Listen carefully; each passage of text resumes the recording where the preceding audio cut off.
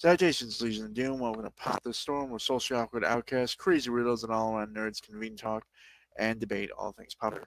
With me, as always, is my co-host, the nerdy occultist, aka the Authenticator, Dalton Esmer. Good evening, everyone. Thank fuck it just started pouring down rain, which is necessary because it's been freaking blisteringly hot all day. Oh, it's gonna get worse. You know that, right? Of course, of course. But And hey, in a little bit, in a little bit more than 10 days, it'll be my birthday. So there's that. oh fuck, 25th of July, the week after the Odyssey premieres. And I customarily shit on it because it's Christopher Nolan trying to do the Odyssey, and that was a stupid idea from the word go. wait It a will be minute. my birthday. Wait a minute. It comes out in July. I thought it came out in this. Nolan's Odyssey comes out the 17th. Oh, And then like week and a half after Spider-Man Brand New Day comes out. huh. So you and I are gonna have a lot of interesting things that we will have plenty of fun complaining about, I think. Right. Anyway, I'm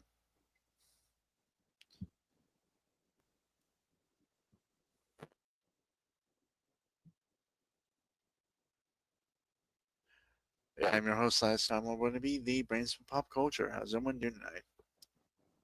I am doing much better now that it is fucking raining. It's been blisteringly hot all day, and it completely saps my capacity to do anything.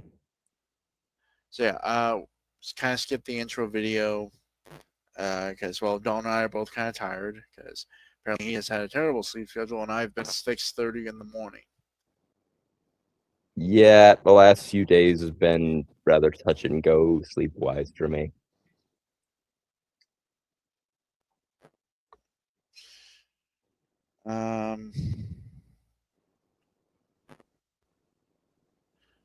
Yeah, so we're just gonna skip the intro and just go to stuff. We're gonna get through this as fast as we can. Make no promises if we will or not, but We will at least make an honest go of it. yes. Okay. So this is from the direct.com. The studio's promo reviews look at 10 animated series written by Richard Nebbins. June 28th, 2026. We originally planned on doing this last week. We were tired and other stuff got in the way, so had to call it.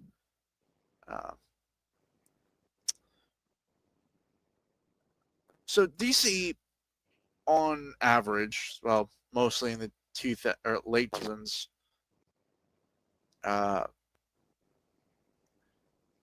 kings of animation. I'd backdate it a bit because I'm talking about like just the movies, like the anime movie, like the ones I grew up with. You and I have like that 4-year gap. 4-year gap does a lot better. Yeah. I was about to say 6. I don't know why.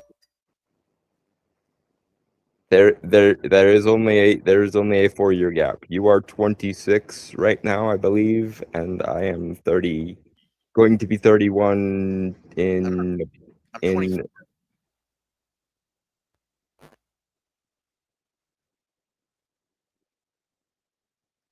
Huh. Oh, the 6 months difference because November. I'm fucking with you. Okay. Gee, I just wanted you to like have that. Fuck, I'm old. Fuck you very much. You little whippersnapper. You. When 30 going on 31 years you reach, look as good you will not. Bitch, I've been 80 since I was 17. Well, yeah, the internal calculus is quite another thing. I according to my family have been about 70 since I was 9, so there's that. Um, so yeah. But no, I would make like the 90s to like the late 2000s. Yeah, the Paul Dini Bruce Timm period of DC animation, Yeah. Um, which is not only better than anything Marvel has managed to do in live action, it's better than anything DC has managed to do in live action since the Paul Dini Bruce Timm era. don't remind me. We would have gotten something good if the writer's strike didn't happen. George Miller, creator of Mad Max and Happy Feet, to make his Just League Mortal, which was effectively a live action script for a Just Unlimited episode. Yeah, there are many missed opportunities in DC's many foibles here.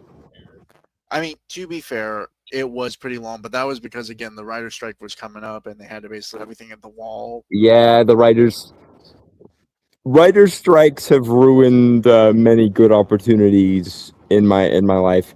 Prior to the one Brainstormer is talking about, we also had the TV writers strike in the early 2000s that single-handedly killed Dead Like Me and Pushing Daisies, which are two amazing fucking shows that should have had way more time, and they didn't.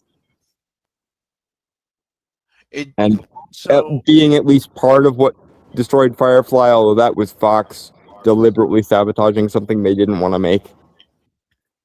why? Anyway, doesn't matter.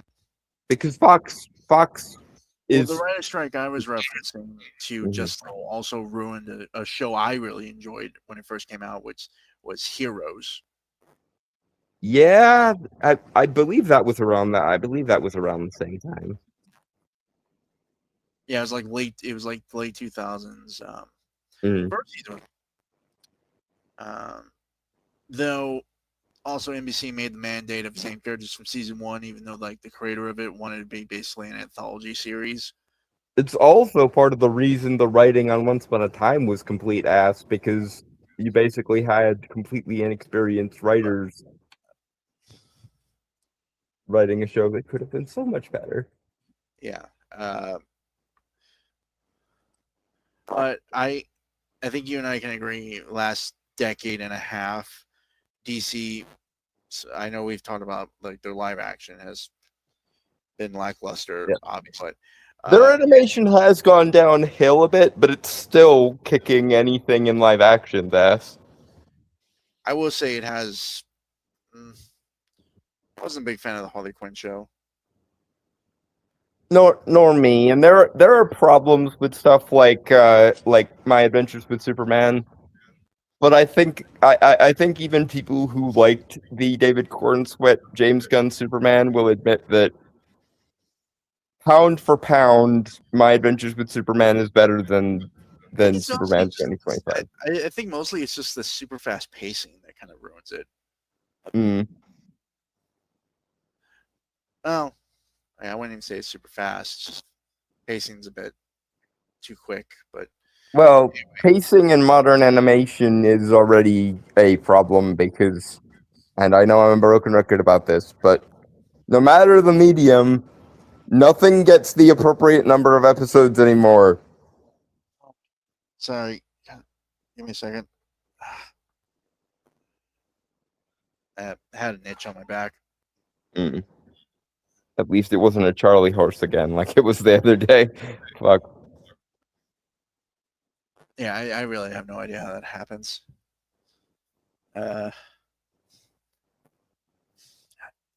Okay.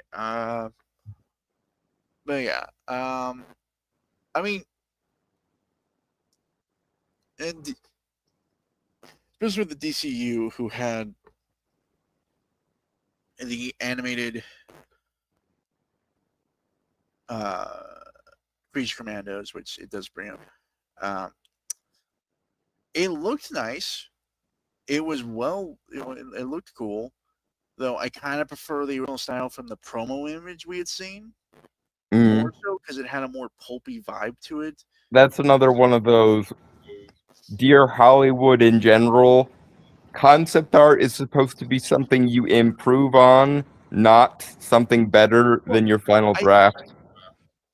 Okay, I will concede that they streamline the designs a bit more. I would assume mostly for animation purposes, like budgeting and stuff. Mm. But I just think it had more personality. It did. And again, if Hollywood were interested in ever doing their job correctly, they would understand that a piece of concept art is supposed to be like a rough draft. You're supposed to improve on it, not dumb down after it. But that wasn't even like the real issue I had with Creature Commandos. It was basically the thing. Wasn't really Creature Commandos. It was Suicide Squad, but with monster. Yeah. It's James Gunn turning everything into Guardians, which, now don't get me wrong, I am a big advocate for Guardians of the Galaxy, and I do genuinely think that that trilogy is some of the strongest in the MCU. But James Gunn appears to have taken the wrong lesson from it, to where everything now needs to basically be Guardians, up to and including the Superbad movie, which is part of the reason it didn't quite work well. Yeah, I'm not gonna get into because we've discussed how it could have with like the ensemble And we will again, for that is a fertile ground out which grows conversation. But yeah, moving along, because we still haven't even addressed the actual article here. Well, I was just gonna bring up my real issue really with Creature Commandos was it wasn't really about the creatures, it was about the individual. Every episode except for like the first one and the last one, kind of, Mm-hmm. were all just flashback episodes. Mm-hmm. For character base. So, Mm. which, in my opinion, is not how stories should go when you're right. But whatever. And in my opinion, if they actually had a decent number of episodes like old school animation did, we could resolve some of that problem. But we now live in a world where the standard number for any given show is what used to be the max, like the minimum number for a miniseries. Okay. These studios shared a new look at several animated series released over the next few years. DC is pushing ahead with a few separate sub-stories and plot threads for greater comic book franchise, including but not limited to the main DCU timeline under the studio's co-CEOs James Gunn and Peter Safran. While many of these projects are live-action movies and TV shows, animation also plays a big role in the broader world. Warner Brothers and DC Studios hung a massive banner at the 2026 Annecy International Animation Festival, currently being held in Annecy, France. This banner highlights many properties being developed under the two major studios, FDC Studios / WB Animation banner at 20 Annecy Film Festival.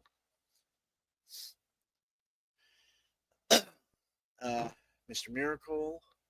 In early 2026, James Gunn confirmed the third animated show in the DCU canon, Mr. Miracle, set in the world of DC's New God, centers on superpowered escape artist Scott Free, who is called back to his homeworld after conflict between it and the homeworld of Big Barda, his one true love and wife. While story and release date details are still being kept under wraps, this show will introduce DC's take on the iconic villain Darkseid for the first time. Okay. I believe, well, they didn't mention it, but we did cover this when it was announced. Tom King is supposed to be working on it as well. Like, it's supposed to be his run, I believe. Mm-hmm. Though I'm not sure how involved he's supposed to be. If they're just basing off his run, then okay. and also not really sure how the uh, bases will actually inform anything, because that was something we noticed. I think everybody who's ever even been tangentially aware of the comic it's based on noticed this. They basically took the bare bones idea of um, wo- uh, Woman of Tomorrow and did nothing else from the actual comic they were basing it on. So Also, apparently, the art was fantastic and the world was very colorful. Nothing with that either. yeah, God knows what mangled, twisted version of Tom King's run will be there. That's why I'm not really. I would be more concerned about the influence of Tom King, because Tom King has had some truly like bad runs, but given how much twisting DC has done with the various source materials they use, whatever we get, it will look absolutely nothing like the source material. Moving on. Yeah. Adventures of Superman. Adventures of Superman is one of DC Animation's biggest series of the last few years. Aired on Adult Swim and HBO Max in July 2023. This series features the star Jack Quaid as Superman, showing his origin as a hero and the early days of his relationship with Jimmy Olsen. Season 3 began airing in mid-June, introducing a host of exciting new variants that Clark will interact with throughout the season. It's not too bad, actually. Yeah, we both had our concerns prior to its premiere, but I think we can both agree it's grown on us about quite a lot, actually. Yeah, Brainiac was actually a standout in season 2. Characters. Mm. I know he's not. I know the voice. It's just a really interesting take on Brainiac. Like I feel like it's kind of a natural evolution of the CAU Brainiac. Mm. Granted, he's given a lot more personality. Yeah. Hey, Drantrell, hope you guys are doing well. Behind and will with Wi-Fi at work will likely be for a bit. I hope you guys are doing good. I hope you're doing good too, man. Yep. See you when you catch up, PT. Yeah. Breach Commandos. The NC poster also features 3 main characters from DC Studios' Commandos. First official release in James DCU, which again I feel is odd choice. Yeah, I mean, if James Gunn was gonna go full James Gunn and focus on like the more niche characters, the more wacky, zanier, weirder characters, I I I still maintain that a version of the James Gunn DC universe that started with Creature Commandos that actually used that to help set the tone of James Gunn's DC universe could have worked. But unfortunately, as we've covered many times now, they seem to oscillate between trying to let James Gunn's weirdness shine through and trying to please the most like lowest common denominator audience member. And what ultimately happens there is it ends up pleasing no one because it's too weird for the normiest of the normies and not weird enough for the people who actually wanted James Gunn's creative influence on the DC universe to actually amount to anything. Yeah, I mean, just the first kind of run through. I'm sorry, I know I do this a lot, Mm, and I can't really help myself. But mm, I feel I've done in my spare time, among other projects and ideas I have run ahead because I can't really stop. Shut up. Kind of worked on a DC universe, how I would do it, right? Like movies and stuff, and I've done some mm, cast, whatever. mm, Uh, I'm still working on it. I have kind of a first lineup of movies. I've talked one or two a couple weeks back. Batman, which is like a supernatural uh, detective story. Uh, kind of, I guess in a way, you could also make a like major inspirations. I'd say were like Angel Heart. Anyone's ever seen that movie? has Leonardo DiCaprio. No, Yes, it's not Leonardo DiCaprio. It's De Niro, De Niro. Leonardo De Niro. Fuck it. Robert De Niro Robert De. as Louis Cypher, Yeah. Great because movie. subtlety is not Lucy's strong suit. There, Good movie, by the way. excellent movie. Yeah. Not quite as good as To Cast a Deadly Spell, which I think is my favorite cinematic version of the pulp urban fantasy detective noir. By the way, that's a very large fucking subgenre, by the way, for anyone that doesn't know. But cinematically, I think To Cast a Deadly Spell might be the best one. I'm starting to realize how of a subgenre it is actually. That was something that I was simultaneously thrilled but also exceedingly confused by when I finally got into Dresden Files, because the same is true for me as is true of many people. My gateway into urban fantasy pulp noir was Jim Butcher's The Dresden Files, and after having binged the entirety of Dresden Files, I went looking for Dresden File likes, and my word, in the Venn diagram of urban fantasy and pulp noir, that middle section where there's both is just filled to the brim, and it flummoxes me to no end, because I can't imagine why there aren't more movie adaptations of it. Because to give it the elevator pitch that Hollywood would like, imagine like a superhero universe like Marvel or DC crossed with John Wick, and you basically have the beginnings of urban fantasy pulp noir. Not to mention that most of the urban fantasy pulp noir series I've read, because again, there's a shit ton of them, have like dozens of books in them. So that's a 12 movie series, or an entire like 5 or 6 season or hell, a multiple decade, like a supernatural style long form TV show if you really wanted to. But they don't, because Hollywood, despite being desperate for something that is both conceptually easy to grasp and marketable, but also original enough that it would, profit them significantly. Nobody has thought to adapt. Nobody has thought to adapt much urban fantasy pulp noir, and it's a travesty against nature. So then I got my Superman.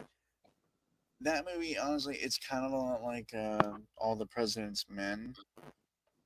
Mm. Well, I mean, based off the episode in the Superman animated series, late Mr. Kent. Mm. Superman's investigating a death row inmate who aimed by a dirty cop, and in his investigation, he gets blown up by a car bomb. Everyone thinks Clark Kent is dead. But of course, because Superman, it doesn't work, and so the mob gets increasingly frustrated as they try. It wasn't the mob. It was a dirty cop who framed the guy because he was the one who actually killed the innocent person. So and Wonder Woman. Honestly, I'm gonna be honest. It basically just gonna be like Indiana Jones mixed with like Wonder Woman comics that I had looked into. It's not a hard thing to pull off, but they still haven't managed it somehow.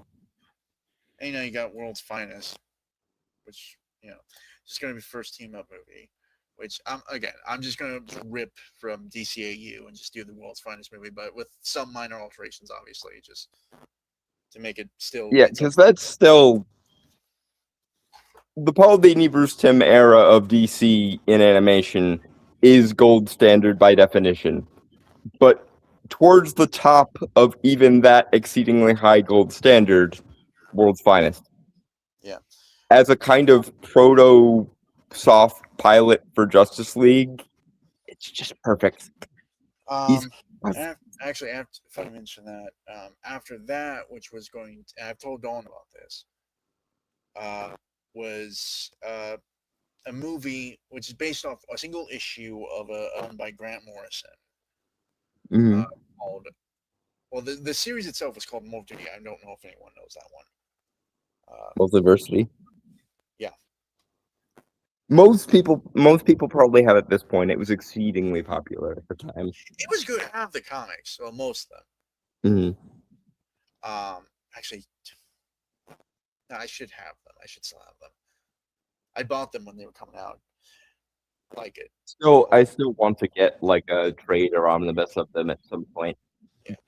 But one particular one that always stood out to me, which I do not have and I want to get, looked into it, right? Which is Pax Americana, which is Grant Morris basically writing Watchmen, but with the original Charlton characters that Alan Moore based the characters off of. Yeah, because Alan Moore showed them what that he wanted to do with the Charlton characters, and DC went absolutely fucking not, make it its own thing. Which ultimately I think was probably the best move, because I can't imagine the reputation destruction that would have befallen the Question permanently if he was written the way Rorschach is in Watchmen. Yeah, that's fair.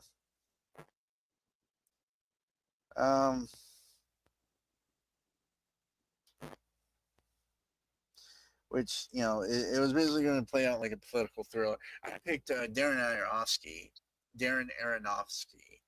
to be the director of this movie. Not what I would have given Darren Aronofsky in terms of DC. I think I would probably save him for a Swamp Thing, but it's still a good choice. I'm not going to have him like stick to just that, because one thing that by the end of the movie the team is because it's like the government's it's kind of supposed to be like in the world here, kind of supposed to be the in between from the Justice Society to the Justice League. Like they were like a government team of heroes, right? The gap years, which canonically, which out of universe happened because of Frederick Wortham's meddling. Yeah. Honestly, like I think tonally and maybe even visual inspiration, like tonally, I would say The Girl with the Dragon Tattoo. That movie. I would almost go like a Mystery Men if I were adapting it, but it's just me. Well, again, how it's written and stuff, it is more like a political thriller, so or a thriller overall. But I mean, visually, obviously, I'd go more like I would make it still fantastical. It's just like tonally, it's like I feel like people forget that you don't have to do dark and gritty in terms of visuals when you're a dark and gritty story. Yeah, I've harped on this point many times. Just because the themes or subtext of your story are dark doesn't mean you can't have them be highly stylized and highly saturated. Look at Tim Burton, look at Guillermo del Toro, look at Sam Raimi. These people do dark and sinister and gritty and over-the-top things all the time, but they still have a visually interesting and colorful and stylized way of expressing them. I can point this out, which actually would have been the best inspiration, like visually and storytelling wise, for my Pax V for Vendetta. Yep. V for Vendetta was exceedingly stylized, even though it was basically the comic book nerd's equivalent of George Orwell's 1984. Yeah. But yeah. Still one of the best comic book movies ever made.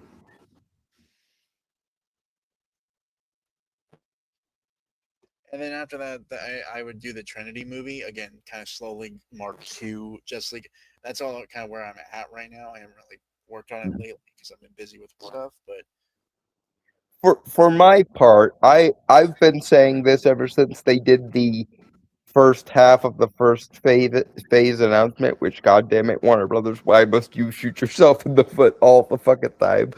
But the subtitle of the subtitle of James Gunn's first phase was supposed to be Gods and Monsters. And Creature Commandos notwithstanding, there is no gods or monsters anywhere in James Gunn's Phase 1. And we won't get anything god or monster related until Swamp Thing, which is fine, I guess, but if that's the case, don't call your fucking thing Gods and Monsters then. Either adapt the Gods and Monsters storyline from the comics, which is what the normies won't want you to do, or play with the concept of Gods and Monsters in the context of a superhero universe that has always had one foot in the street level and one foot in the high concept metaphysics or cosmic and or the mythological. That's one of the areas where DC kicks Marvel's ass. They're much better at incorporating like street level detective pulp with high stakes, high powered cosmic mythology. And you'd think if anyone could pull it off, it would be James Gunn, but that would require actually either letting James Gunn go all the way and focus primarily on the non-mainstream heroes, which honestly, after the aftermath of, the 3 fucking reboots that the Snyderverse got before the end and the fucking over of Henry Cavill, I will still maintain that it would have been smarter to focus on the weirder ones for a bit and then reintroduce the main heroes after people have had time to get over the sting of you guys screwed over everyone involved in these. Okay, sorry. Before I know we're doing tangents. Sorry. Well, to be fair, you guys wouldn't be here if you didn't like our tangents. Yeah, on some level, it's the tangents you come for, especially when it's a more straightforward article like this one. But the Trinity movie, I mean, I'm gonna be honest. The general basis was based off the Batman Brave and the Bold episode that had the Trinity go up against their villains, but the villains swapped dance partners. Like the Joker went after Wonder Woman, Lex Luthor went after Batman, Cheetah went after. Oops. Thank you. I need to rewatch that episode to remember everything, but yeah, that team up between it is an interesting gimmick, and you can tell it's an interesting gimmick because it's been used before. The idea of the rogues kind of swapping dance partners. They even did something like it in Ben 10 because you had Charmcaster going after Ben. You had Negative right? That's what you're talking about. no, I'm talking about the Ultimate Alien episode where Charmcaster goes after Ben, Zombozo goes after Gwen, and I forget who winds up with Kevin. But then Canis or it may have been. But one way or the other, at the end, Gwen stops playing around and goes full Anodite and basically does to Zombozo what Raven does to Dr. Light in the Mirror episodes of Teen Titans when the Trigon part of her is going AWOL a bit. Yeah. Yeah, and that's kind of how it be the start of my DC universe, which, again, I don't like saying, because often makes me come across such an ass. But if this was the original, if this was supposed to be the lineup for for the U, I don't think we'd be complaining as much. For the record, folks, our ideas when they're better are not better because we are geniuses. It's because we are basic bitches, but we are basic bitches who actually think things through. And if Hollywood would ever allow its writers to think things through in a disciplined way, because that's the thing, Hollywood either micromanages its creative to the point of death, or it lets them get quote unquote art school mentality and then subvert the IP to the point of destruction. Because I know it makes me sound old fashioned, but dear art school brats who think that subversion and politicization are the only methods to create good stories, in-universe logic matters. Independent characterization matters. Not using your characters as mouthpieces matters. And the fact that we've basically drummed all of this out of the education of our artists is exactly why I hate to burst this particular bubble, but given the choice between a bunch of Frankfurt School educated subversives intentionally ruining every IP from the inside out because they don't think IP has value, and they view in-universe logic not only as unimportant but actively childish and immoral. And given the choice between all of that bullshit and the AI, I will take the AI, because when I type something into the AI at least tries to give me something approximating what I asked it for. When you plug an IP into a post Frankfurt School art school brat's mind, they declare war on the IP and anyone who's ever liked it. So yeah, no, I'm afraid in that context, Skynet wins, Ugh. and I'm not even guilty. The poster also features 3 major characters from the series has been renewed second season, and it will feature a new version of Task Force M on an undisclosed mission under a monitoring. Okay, Rick Flag doesn't make sense because in continuity of DC, Amanda Waller's been kind of ousted, and Rick Flag is took over her role and kind of an asshole now, which I don't like much either. I mean, I'm not particularly surprised that they're already screwing their own continuity over. I wish it had taken a bit longer, but it doesn't. It's unfortunately unsurprising that they're already ruining their own continuity. Moving on, though.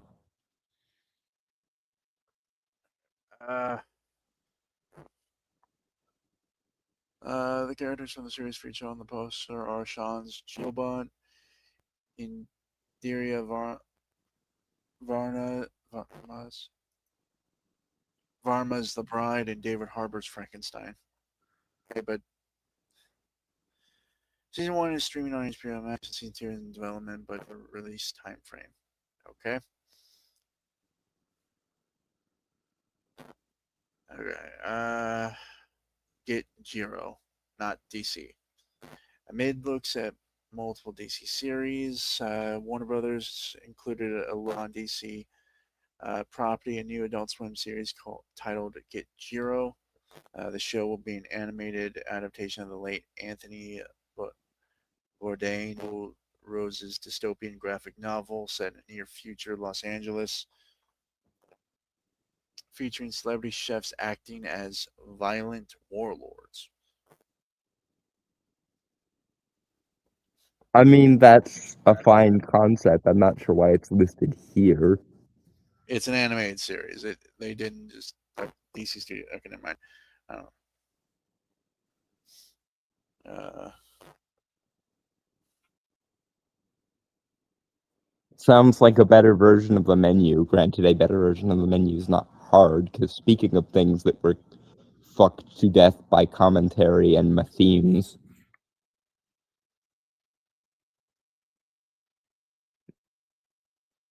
I've already done a video over on the movie channel I shared with Anglin as to why I deeply despise the menu. But long story short, it's everything wrong with the commentary outside of Hollywood.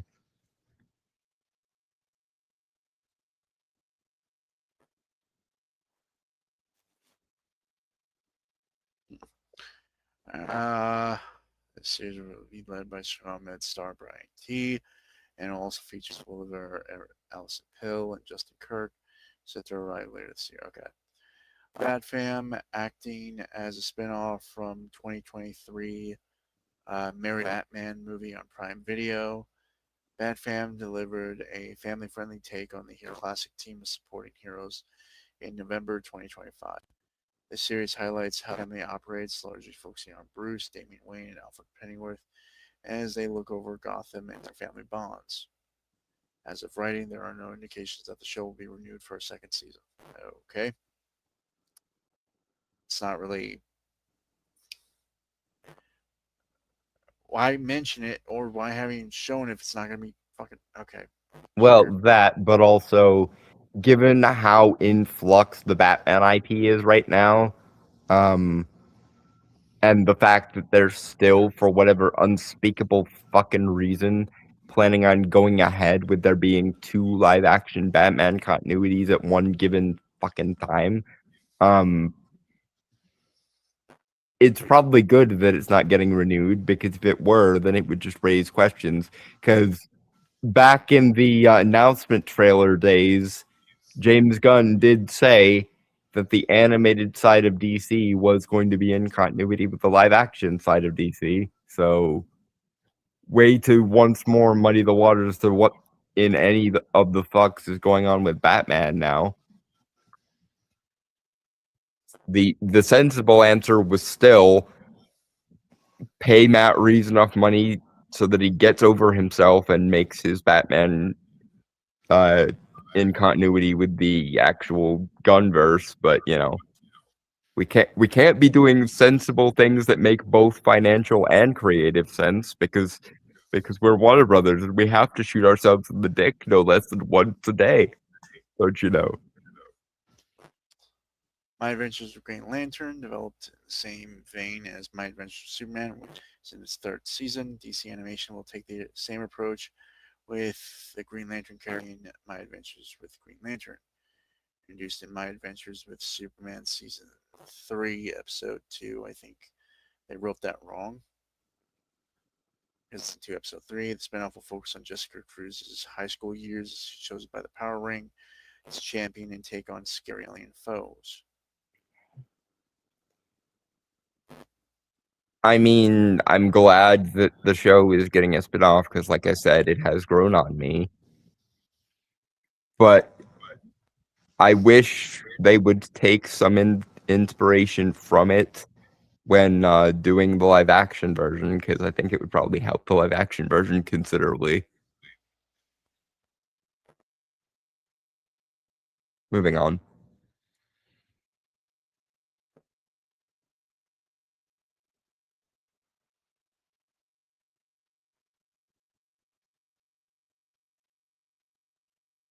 Sorry, okay. Batman Cape Crusader, following a long 2-year wait, Batman Cape Crusader will be back for its second season starting on July 31st. Ahead of its release on Amazon Prime Video, and highlighted this show's take on Batman, played by Hamish Linklater. Fantastic actor, by the way. Mm. Who operates in the 1940s and 1960s for this version of the titular hero's adventures. No, it's just supposed to be the 40s, right? Like, Apparently not, which again, way to shoot yourself in the foot, Warner Brothers. Moving on.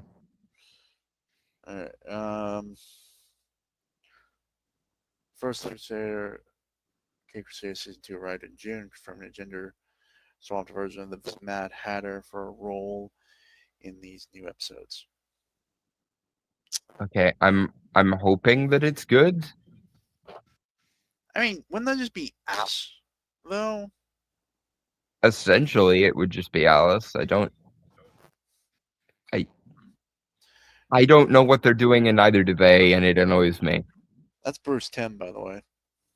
Yeah, it's very obvious that Paul Dini and Bruce Timm needed each other to balance each other out, because when either of them is left to their own devices, they aren't nearly as good. I mean, I think it's more Bruce Tim than Paul Dini, but fair.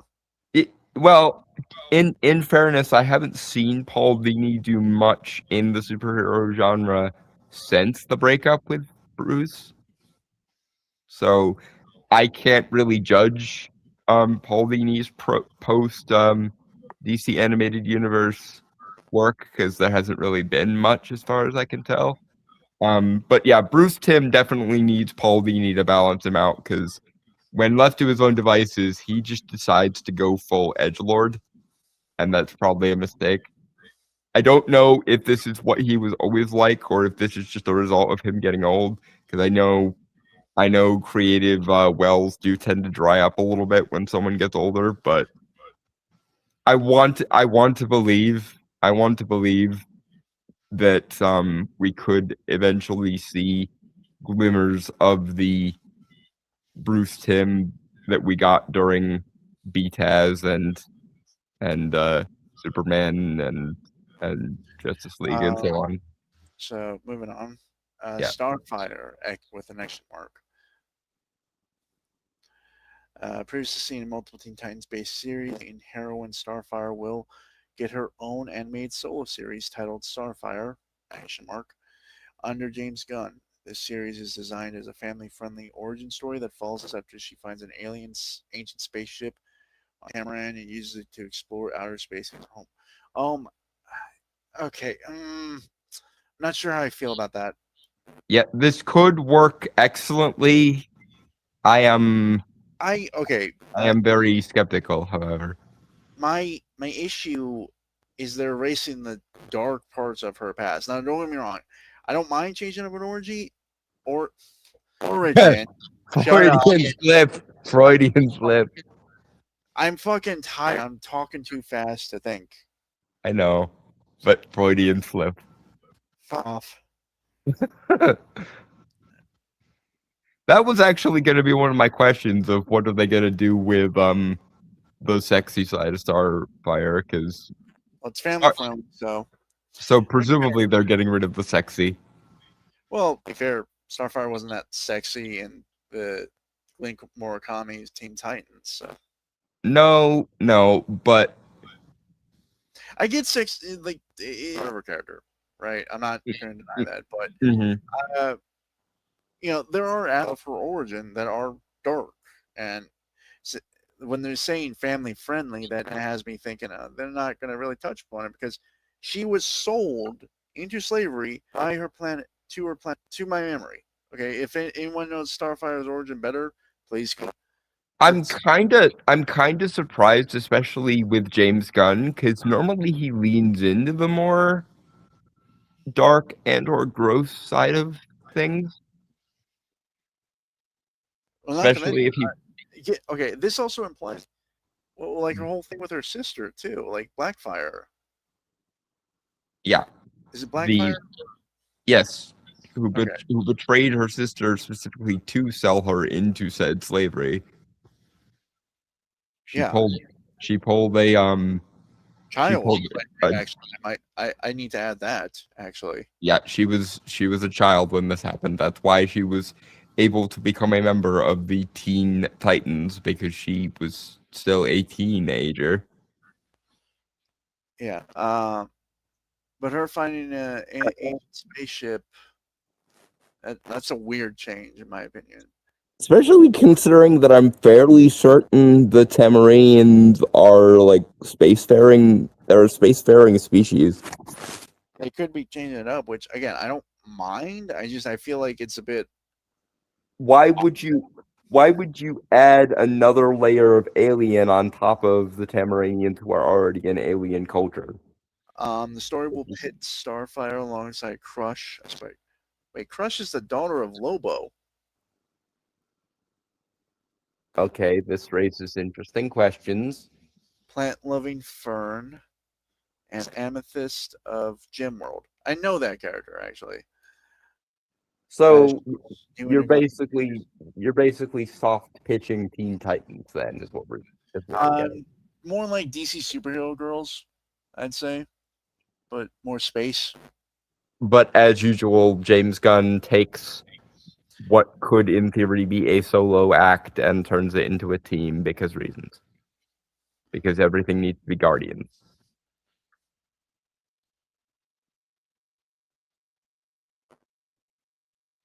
Okay, DC superpowers. Trio of images tease new versions of classic DC heroes in the upcoming DC Stars animated series. This show will be set at the Alliance School for Heroes, following a group of young versions of classic DC heroes. Okay, so these superhero girls, as they train school's principal, Martian Manhunter. You're reducing John to a principal. Heroes like Lightning, Flash, Plastic Man, Aquagirl, Green Lantern. Oh dear. We have apparently reached the technical difficulties part of the live stream.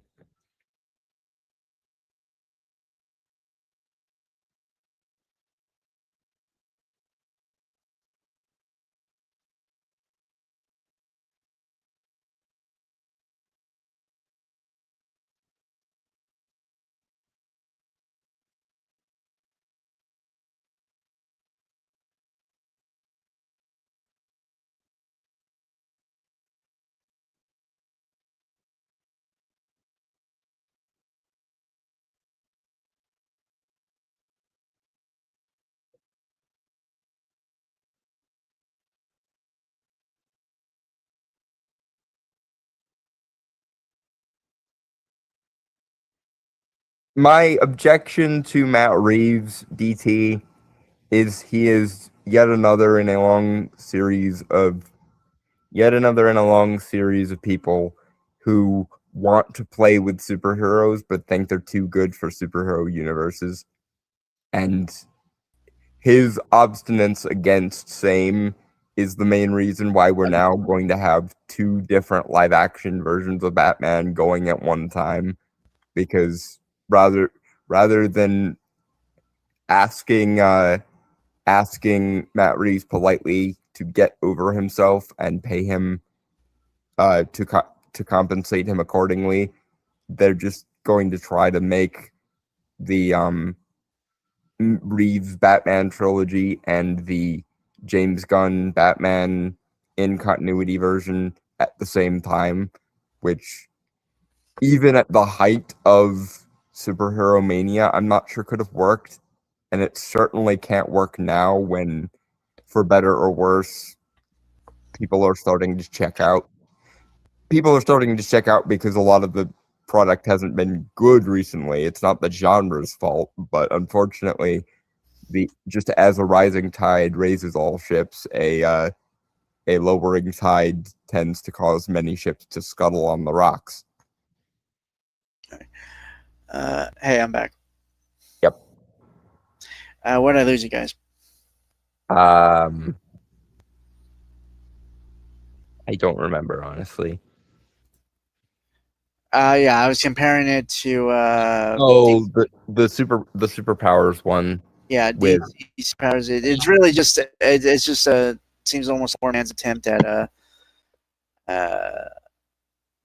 DC superhero girls. it's even more fundamental than that. I think it's just a high school fan fiction AU, pretty much. Be fair, okay, it's rich coming from me because I don't really like writing that stuff. It could work again, like I said, like I keep bringing it up. You know, these superhero girls who did that, and it was good. Just about any concept could work. The question is, will it? Yeah, that's fair. Use someone in that position in a good universe is someone who is one of the wisest and most badass people, factoring in age or injury or something sometimes. That's regarding Martian Manhunter principle. I think, especially given the main characters will likely be high school students, they're just gonna turn him into the stereotypical stern school principal that the teenage protagonists have to find ways to work around, which will be a disservice to John. And They don't welcome have to do it that way, but I just foresee that being what they do. to the present, Giant Turtle. He's caught up. So, Huzzah. Untitled Crypto Project. A new version of Superman's classic canine companion, Crypto the Superdog, soared into action on the ANSI poster. Considering he has a different design from the version of Crypto and Crypto Saves the Day shorts on HBO Max, this is likely from the untitled new Crypto show, details of for which are scarce. Some speculate that this could be a new project from animator C.H. Greenblatt, known for creating Cartoon Network's Chowder. I'm not even necessarily opposed to letting C.H. Greenblatt do Crypto, but God, they're really, really doubling down on Crypto. They've already turned him into the punchline twice. And I'm not even saying that Crypto by himself isn't something you couldn't double down on, but given that James Gunn decided to make him badly behaved in Superman 25 because of his own experiences with his own dog, and the fact that Supergirl basically used him for discount John Wick shenanigans, I think even the public's infatuation with cute dog is going to fade at some point very quickly if they don't gain some discipline of how they decide to use Crypto, and most importantly keep how they use him character consistent. They may be screwed. It's hard to fuck up cute superpowered doggy, but they may manage to do it.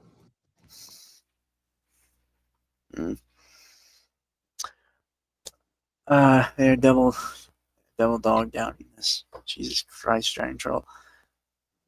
I already had to deal with Dalton's. Well, actually, no, Dalton hasn't really made puns much recently, so I guess you're picking up the slack there. Yeah.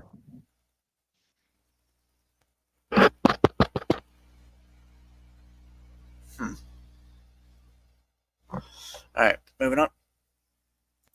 Yep. All right.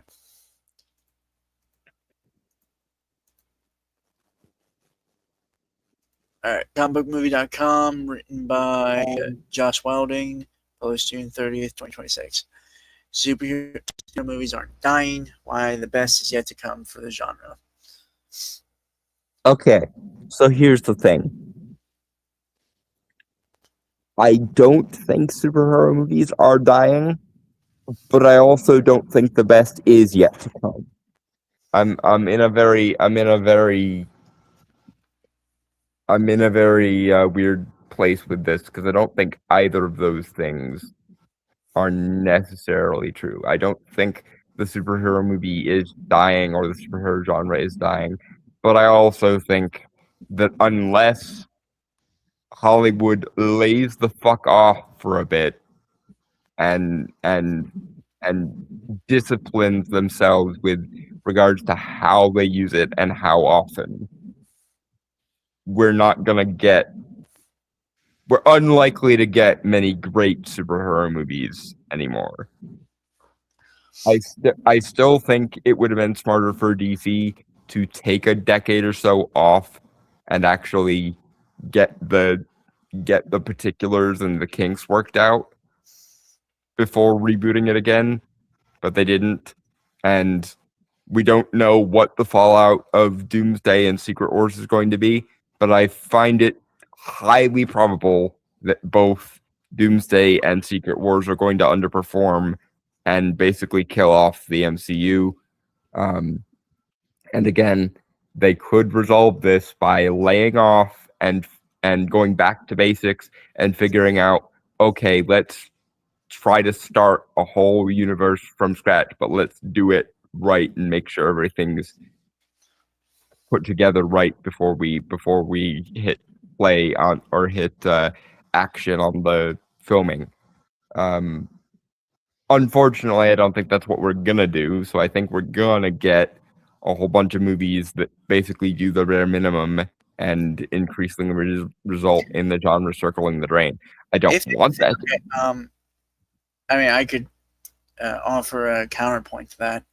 Mm, ahead. As we've seen the rise of basically independent entertainment in the last decade, we could see a bunch of indie superhero movies start popping up.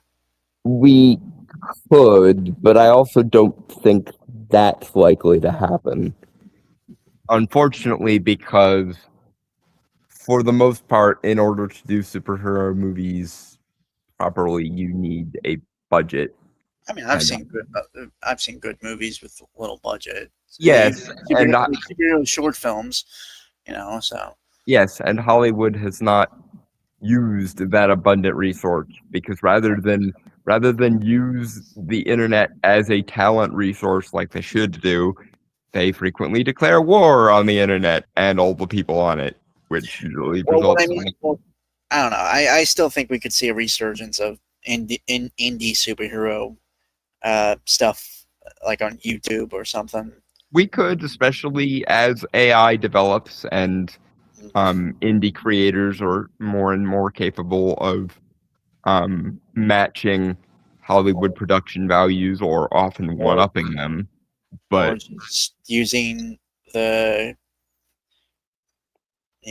digital art stuff that they do. Like I've seen a bunch of CG animators on YouTube do those whole tutorial things. So,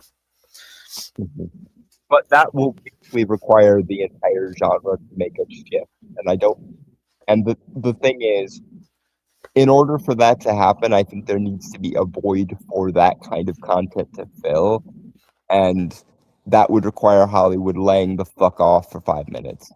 And while that would be a smart thing for them to do, because absence often makes the heart go fonder, especially as people grow old enough to get nostalgic, what we've seen recently is them not willing to do that, no matter how much it would be the smart move. So, while I don't think the superhero movie is dead, I also am skeptical of whether its best are yet to come, at least not in the current cycle. I think in order for the superhero genre to make a comeback, the current cycle needs to die. Hollywood needs to be firmly told to lay off for a couple years, and a new cycle needs to begin. Okay. And Hollywood does not like waiting their fucking turn, so that may not happen, unfortunately. I'm really worried with the West cracking down on the East, except China mostly. Any creators that China is going to be the thing everyone grows up with. Entertainment products, etc. All push the message of it as a bright, friendly, and prosperous place that should be given control over country. Okay, I forget how much of a pessimist you are, Giant Turtle. That I don't really see that happening, but yeah, I think it'll be Japan and South Korea more than it will be China. I think China will be a contributor to it, but I think it will be a combination of Japan and South Korea rather than China. Okay. Anyway, Supergirl has reignited the debate about whether there's still a place for superhero movies in Hollywood, but make no mistake about it, the future looks bright for both Marvel and DC moving forward. Japan and South Korea are already starting to bend. This is true, but we don't need to be sounding the doomsday alarm just yet.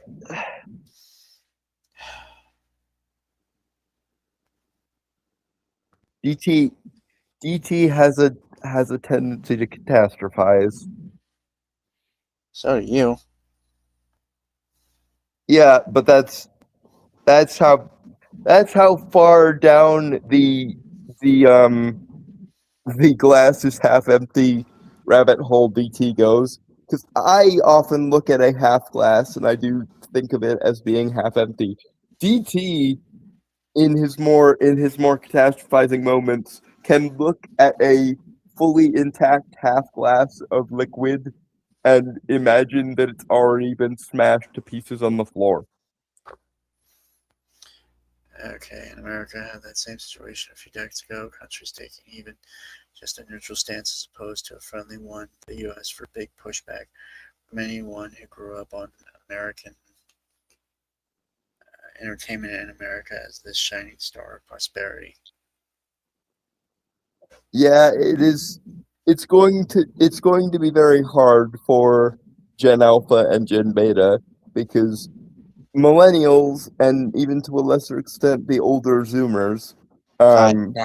yeah, um, we remember when American homegrown Western entertainment was good.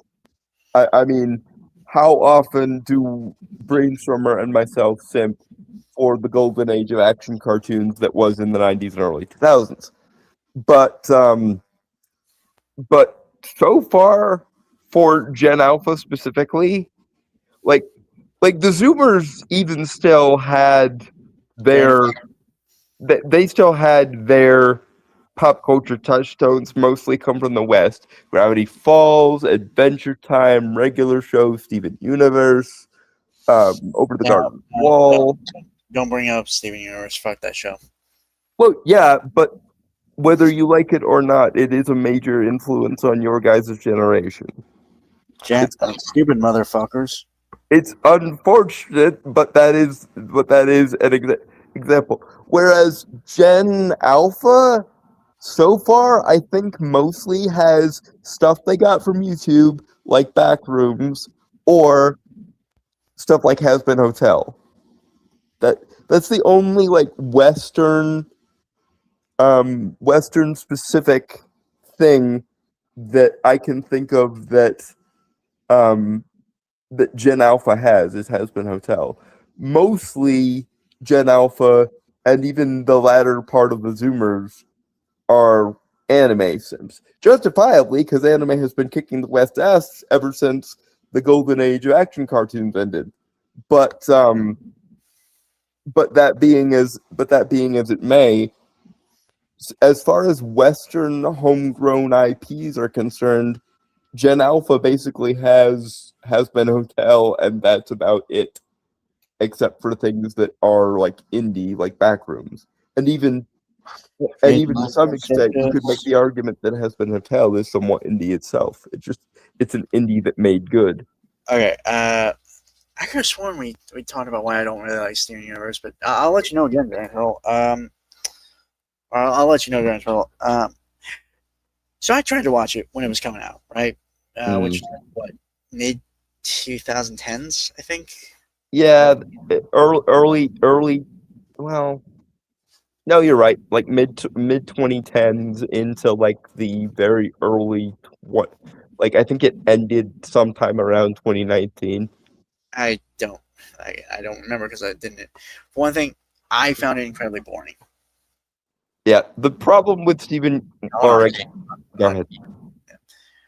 I found it incredibly boring because, well, for one thing, I mean, pretty much all the characters were insufferable. Yeah, there is a bit of that.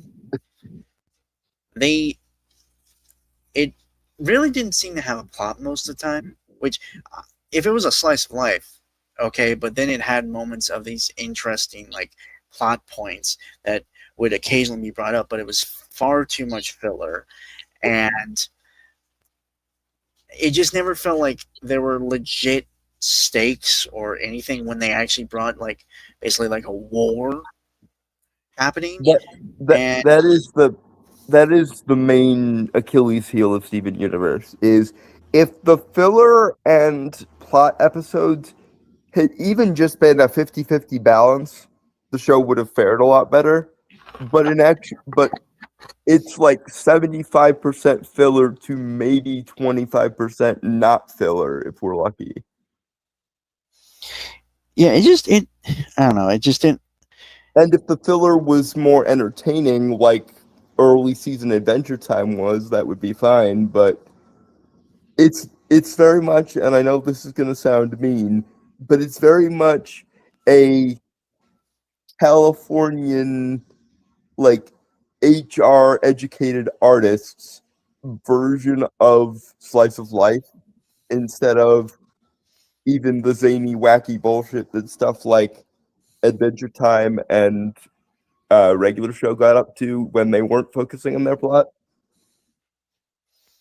It's basically the HR hag going, let's all sit down and talk about our identities and our feelings, which is I would literally quit the moment those words were uttered. yep. But that's I, kind of I would never find myself in an office job because that's where it always is. that pseudo Tumblrism is very much the core ethos of Steven Universe. And to a lesser extent, you could even make the argument there's some aspect of that in Hazbin Hotel, but I think Hazbin Hotel manages to be a much more interesting world with much more interesting characters, while also being all touchy and feely and tumblery about that shit. Which is why Hazbin Hotel, even as imperfect as it is, will age much better, I think, than Steven Universe. Because pretty much as soon as the mysteries of the main plot were all answered, everyone realized that the show was being written by an idiot who didn't really understand her own setting, and that's why a lot of people, like 50% of all the content you'll ever see covering Steven Universe will be about how the potential of the story was so much better than the story we actually got. Moving on. Yeah. Because we literally are not even an actual thing. So. Yep. Moving on. It's been quite a week here on comicbookmovie.com. While there were some troubling signs early on, the trailers didn't receive the warmest response. Supergirl was supposed to kick off 2026's superhero movie season in style. After all, it's a quiet year for the genre, only that and Clayface on the way from DC Studios, and Spider-Man Brand New Day and Avengers Doomsday in the works from Marvel Studios.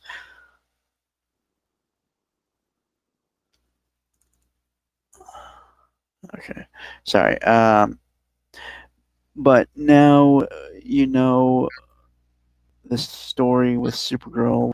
The movie received lukewarm reviews, and in terms of box office, is shaping up to be a disaster. Mm-hmm.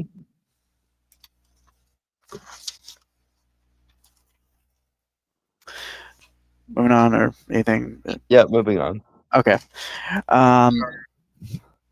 The movie received, or the questions have been raised about whether James Gunn is the right person to lead DC Studios into what was supposed to be a brighter future.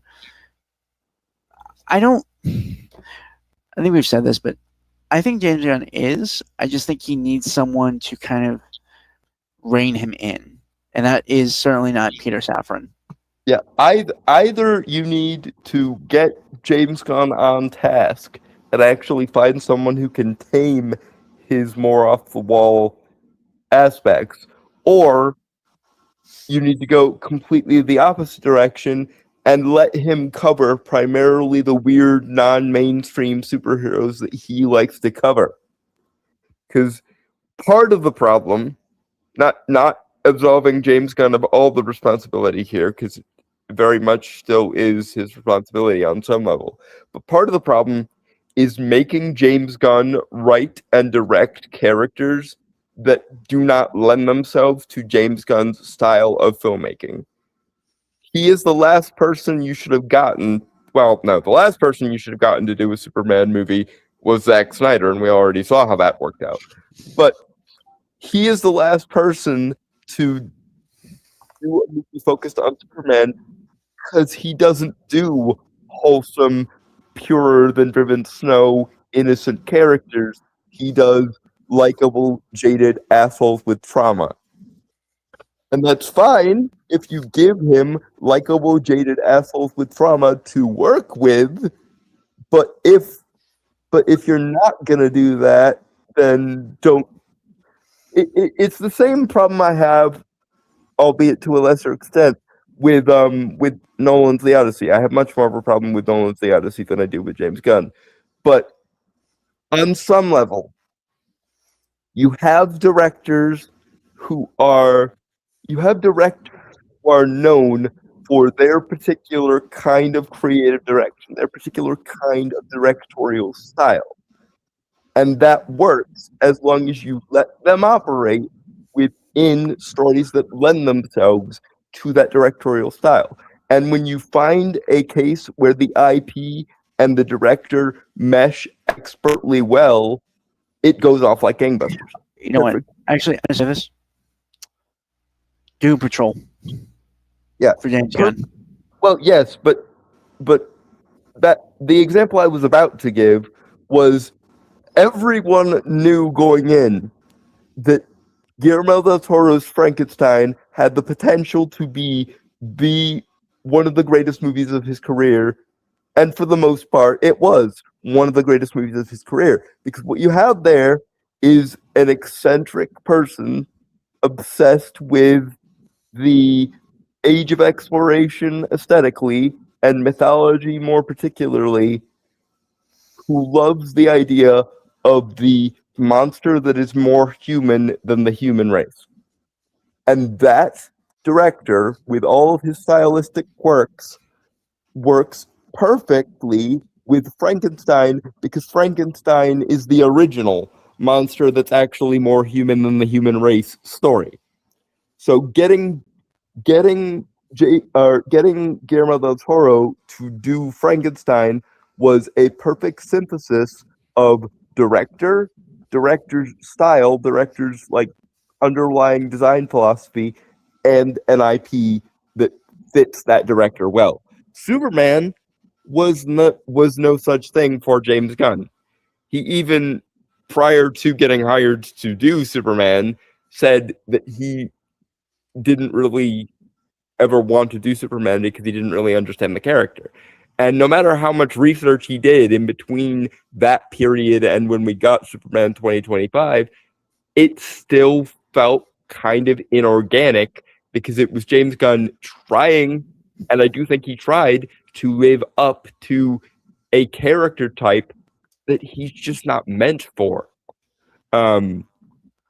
Ironically, I think that if you had gotten somebody else under James Gunn's production aegis to do Superman 2025 and then saved James Gunn himself for Supergirl, it would have worked out so much better, because Kara was the likable asshole that James Gunn tends to lend himself to much easier.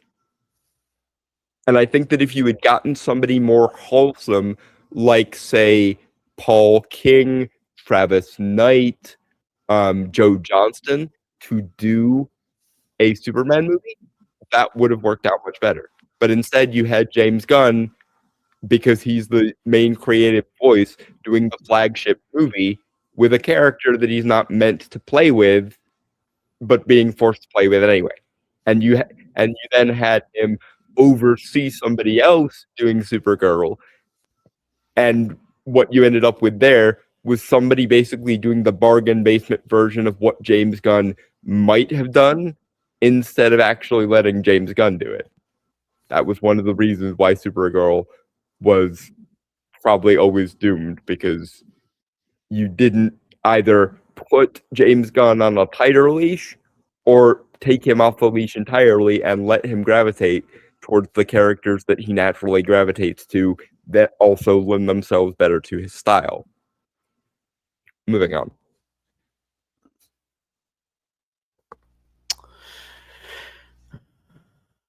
All right. All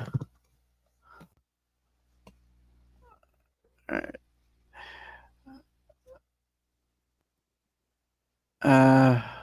From what I've seen and heard from others, don't think Supergirl's an asshole, just a hot-headed, impulsive teenager version of Superman, still a heart of gold, just still writing. Okay.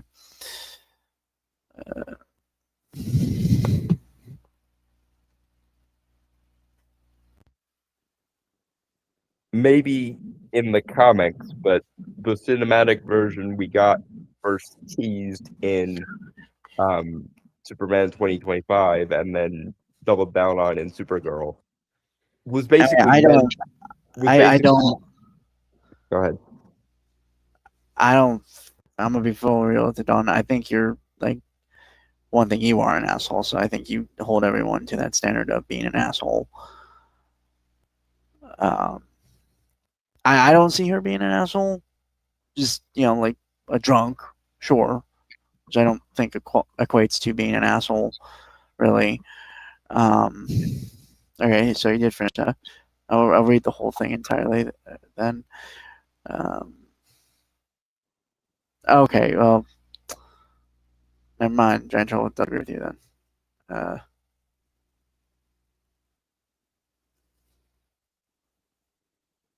Regardless, Kara was a much more fertile ground for the kind of character that James Gunn excels at than Clark is. And I think even assuming everything else was the same,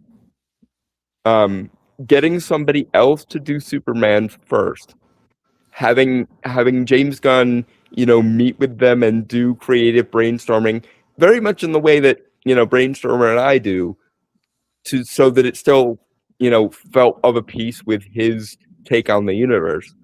But getting somebody like Joe Johnson in there to do Superman, and then letting James Gunn make his DC debut with Supergirl would have, I think, worked better for everyone involved.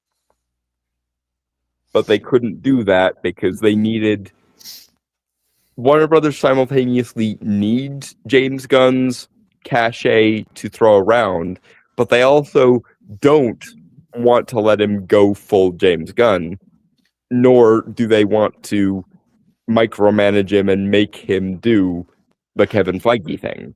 So that's why we're stuck in the limbo that we currently are, and it's why seemingly DC is once more speedrunning the failure train. I would have thought it would have taken a couple of years yet for it to speedrun the failure train quite so much, but here we are. Anyway, moving on. We need to pick up the pace just a bit here. Yep. By now we're sure you know the story. By now we're sure you know the story. Supergirl, the movie received lukewarm reviews, and in terms of box office, is shaping up to be a disaster. Questions have been raised about whether James Gunn is the right person to lead James. However, one flop isn't. It wasn't one flop, but going to derail a franchise that last year delivered 2025's highest-grossing superhero movie with Superman. And regardless of whether Creature Commandos and Peacemaker Season 2 were to your liking, it's worth remembering that both were critically acclaimed. Okay, that doesn't mean shit. Critics are fucking dumbasses. Well, yes. And while I will agree that Creature Commandos and Peacemaker were both better than Superman 2025, it's also worth noting that when you compare just financially Man of Steel to Superman 2025, Man of Steel made more back in 2013, mind you, the decade plus of inflation, than Superman 2025 did. So even if Superman 2025 was better received generally, it still financially underperformed significantly, even if it was the most financially successful superhero movie of that year, just because everything else that year kind of hovered somewhere around the 450 to 500 million mark, and Superman overperformed that metric by about 100 million by getting to the early 600s. Still about 50 million behind where Man of Steel landed in 2013, despite it being justifiably completely panned. So even James Gunn's biggest success story so far, which is Superman 2025, when you look at the actual numbers, underperformed significantly. Moving on.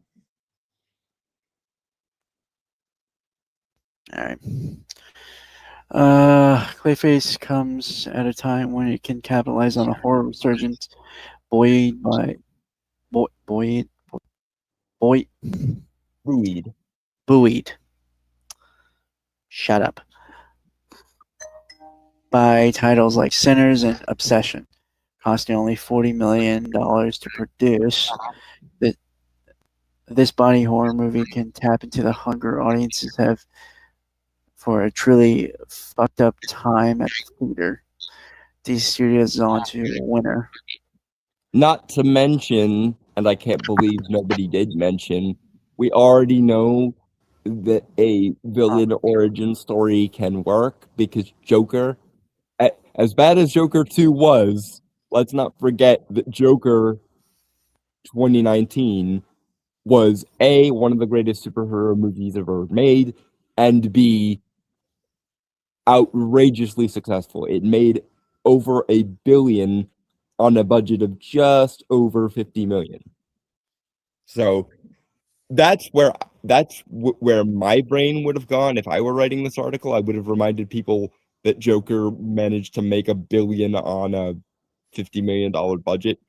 But I guess Sinners and Obsession are more recent examples. Although I think Clayface will be more like Joker than it will be like a straight up horror movie. It'll just have more horror elements in it because the inherent body horror potential of Clayface is just too good not to use. It's kind of like the psychological thriller aspect if they ever did a movie based on the ventriloquist. Wouldn't that just be basically Dead Silence? I don't think I've ever seen that. It's very camp.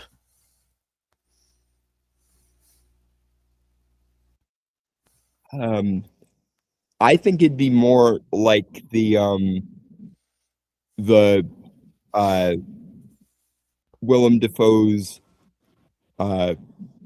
Osborn talking to the Green Goblin scenes in the Raimi movies. All right.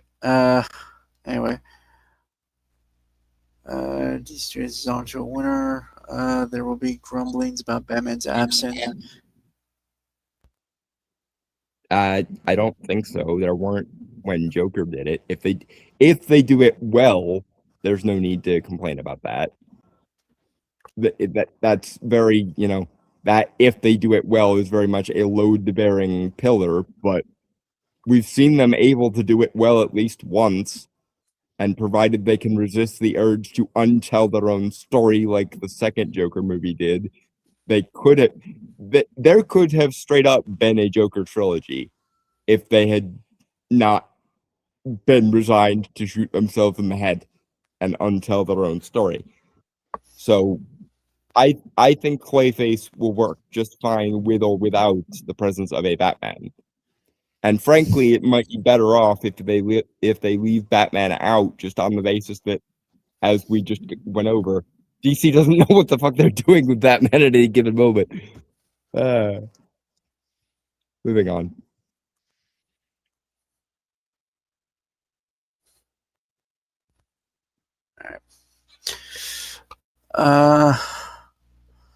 But if this movie is as messed up as we think and hope it is, we're in for a compelling, grotesque origin story for one of Gotham City's more obscure villains. He's not obscure; he's just never been utilized. There's a difference to that. Yeah, and that's largely because Warner Brothers didn't have faith in anybody that wasn't the Joker for the most part. That's a real shame. And it's doubly a real shame because that means they've overused the Joker to such a point that we're losing the opportunity for a really good Joker in the form of Barry Keoghan because people are just sick of seeing the Joker too much. But even by the standards of the quote unquote more obscure more obscure Batman villains, Clayface is fairly mainstream. It's not like they're doing Calendar Man or the Clock King. Now, don't get me wrong. I would very much like to see both of those guys be the main villain in a Batman movie. It would be awesome. But Fuck. Well, there's I was just love to see a perfect adaptation of Azrael in live action. I would complain that would require the establishment of the Bat Family, but they're already speedrunning the establishment of the Bat Family too quickly in James Gunn's version anyway. So yeah, why not go full Azrael?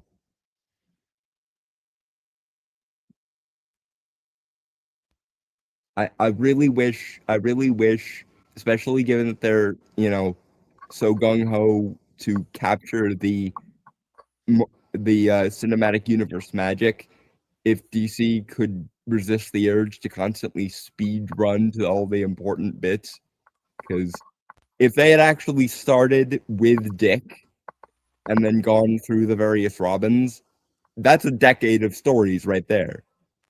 Moving from Dick all the way to Damian could be what, 15 years maybe, if they were interested in long form storytelling, which they're not, and that's one of the reasons Warner Brothers destroys it themselves, because they want the cachet of doing a cinematic universe, but they don't actually want to take the time to set up a cinematic universe.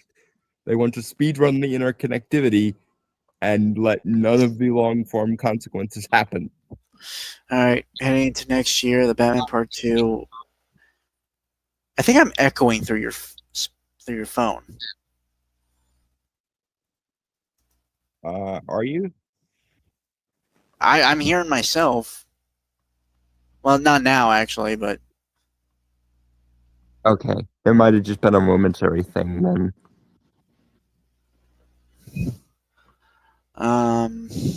heading into next year, the Batman Part 2 on either a DC Studios movie nor a story set in the DCU is almost guaranteed to be a critical and commercial hit. Beyond the financials, if it's even half as good as the Batman was in 2022, just know this is going to be another killer take on the Dark Knight, and what a cast.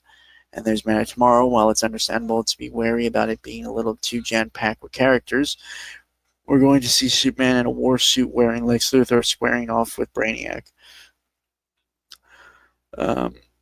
That's a dream come true for comic book fans, and say what you will about Gunn as a studio boss, but Superman and his Guardians of the Galaxy movies speak for themselves. Well, Guardians of the Galaxy. Superman's Guardians and the second Suicide Squad movie speak for themselves. I think, and again, I realize that I'm on the more downtrodden side with regards to Soups 25, but even people who liked Soups 25 saw that there were many more imperfections showing than there have been before in James Gunn movies. And speaking of things being jam-packed, you could, like, Lex could have been his own movie and Brainiac could have been his own movie. I'm not saying it has to necessarily be this way, but I am a bit worried about villain overload a bit, ending up shortchanging both of them, which is a real shame because I've wanted them to do Brainiac in a Superman movie since I first saw the fucking Christopher Reeves movies back in the day. It is a travesty that it has been since the 70s, and we have not gotten a big screen live action version of Brainiac. We got Darkseid before we got Brainiac. I will never fucking forgive Warner Brothers for that.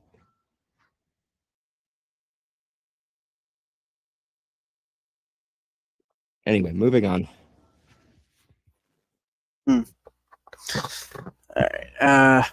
this year's Spider-Man Brand New Day and Avengers Doomsday will almost certainly end up competing with each other to be the year's highest-grossing blockbuster. That's hardly a sign of a genre in its final days. In case it wasn't obvious by now, fans and moviegoers just want comic book movies to be events with A-list. No, I don't think the cast has anything to do with anything. The no, it's only not A-list characters, not. Oh, for fuck's sake. Guys. Okay, at this moment, that might be true, but that's not because lesser known characters are inherently a problem for the normies. It may be hard to remember at this point, but there was a time where the only people who had heard of Iron Man outside of the comics were the people who watched the animated series growing up. There was a time where people didn't even realize Thor was a Marvel character. Captain America, the name Captain America may have been well known prior to the MCU version, but the character attached to that name, unless you are a fan of the comics, was virtually unknown. That's why I get really anal, it's one of the reasons I get very anal retentive whenever I hear the people just want the A-list characters argument. Because by the time the MCU had started, Marvel had sold off all their A-list characters. They sold Spider-Man to Sony. They sold X-Men and Fantastic Four over to Fox. They sold Hulk. So like the MCU when it got started was basically banking on turning what were B and C list characters into household names, and they succeeded. Why? Because the product was so good that even the normies couldn't ignore it. That is how you do it. It doesn't matter how obscure the character is. If the thing they're in is iconic enough and trailblazing enough and will not leave your fucking head enough, people will make do with it. Hell, even in a world with other obscure characters, people, unsurprising to me and everybody else who knows this character, but surprising to pretty much everyone the fuck else, when Black Adam came out, the standout character was Dr. Fate. And again, to someone like me for whom Dr. Fate is the favorite superhero, that was unsurprising because all that requires is them to do Dr. Fate even tangentially right. But for the normie audience, the fact that Dr. Fate was the standout in a Black Adam movie is a perfect disproof of this. It's not the obscureness of the character. The obscureness of the character might be hurting characters now, but it's not because the character is the problem. It's because they didn't make a good enough story to explain to the normies why they should care about this obscure character. And so much of these superhero projects post Infinity War have been so varying degrees of shit that now people are unwilling to even give something as ostensibly mainstream as Supergirl a chance because, well, they fucked me 5 times in a row previously. Why should I believe they won't fuck me now? Is basically the normie response. The normie response isn't, ooh, look, an obscure character. It's I've watched a bunch of superhero stuff recently that has been shit, and now I don't want to waste my time. And at that point, it's the job of the production team and especially the trailer department to make something look good enough that it gets over that disinterested apathy. Which you can still do. You just have to actually, put in effort. moving on. Hey, give me 1 sec. I was laying down. I apologize if my voice was putting you to sleep or something. No, it was more for my back. I've been sitting in that chair for like 2 hours. Ah. Or was it? Okay, this year. All right, and all, but Clayface fit the bill, and as noted, that movie can take advantage of the hunger for original horror in a big way. Spider-Man Brand New Day, while shrouded in mystery, looks like the street-level adventure we've all been hoping for since Spidey swung into the MCU in 2016. Really? Street level? Also, before the trailer came out, I would have almost agreed with that. But as we covered when we covered the trailer the other week, they're basically going back on everything the mainstream audience liked about No Way Home without actually putting in the effort to hit the undo button on the shit that happened in No Way Home. So basically the plot is already Swiss cheese because they had two sensible options. Sensible option number one is let the consequences of No Way Home linger, in which case you don't have Peter undo it instantaneously, or you just hit a sensible undo button, largely by having somebody like Doctor Strange figure out a way to fix the spell he cast the last time, and then we're good. But Sony, in their infinite bullshit, decided to do neither of these things. So Peter is neither going to live with the organic consequences of his actions, nor put in effort to undo it. He's just going to start interacting with the characters who explicitly forgot who he was, as though they had not forgotten, because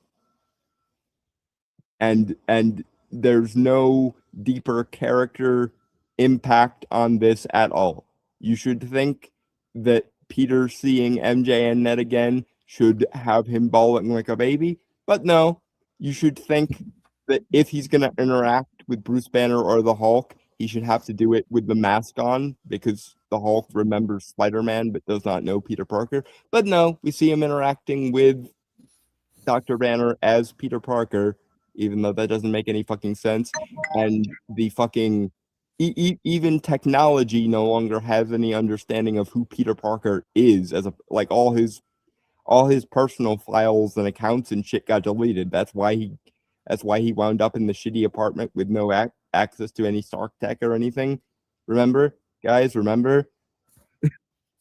Anyway, moving on.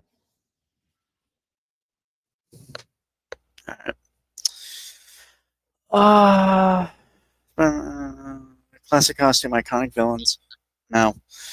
And the fact that we have no real idea what Peter Parker is up against combined to make this movie a must-see spectacle. No different from 2021 Spider-Man No Way Home. Yes, it is. As for Avengers Doomsday, we may still be scratching our heads about Robert Downey Jr.'s return to play Doctor Doom, but don't pretend you're not eager to see what his take on the villain looks like.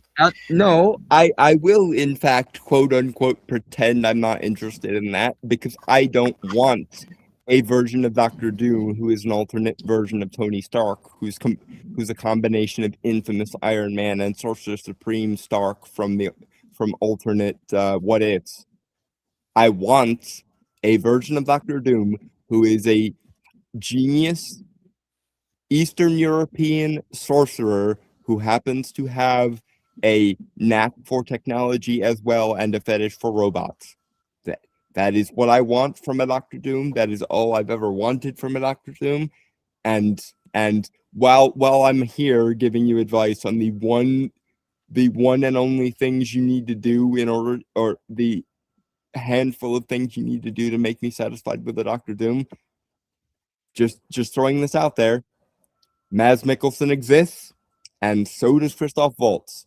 People don't like RDJ just because he's RDJ. They like him as Tony Stark, but that doesn't make any sense of him being Doctor Doom unless you're doing the profoundly stupid thing, which is combining the Sorcerer Supreme Stark from the What If and the infamous Iron Man storyline, which nobody likes, and basically pissing on Iron Man fans and Doctor Doom fans at the same time. Because a friend of mine by the name of Maranya Valkonen is about as big a Iron Man fan as I am a Doctor Strange fan, and we have commiserated many, many times about the absolute butchery that is casting RDJ as Doom for no reason. Because either you're going to have RDJ playing a completely different character for no reason, in which case all the people who wanted to see him back as Iron Man are going to be annoyed, or you're going to give them a reason by combining infamous Iron Man and Sorcerer Supreme Stark into a bastardized non-Doom version of Doom, which is going to make both Iron Man fan and Doctor Doom fans quite annoyed, and we're still not going to get a proper cinematic version of what is the IP of Doctor Doom just straight up cursed?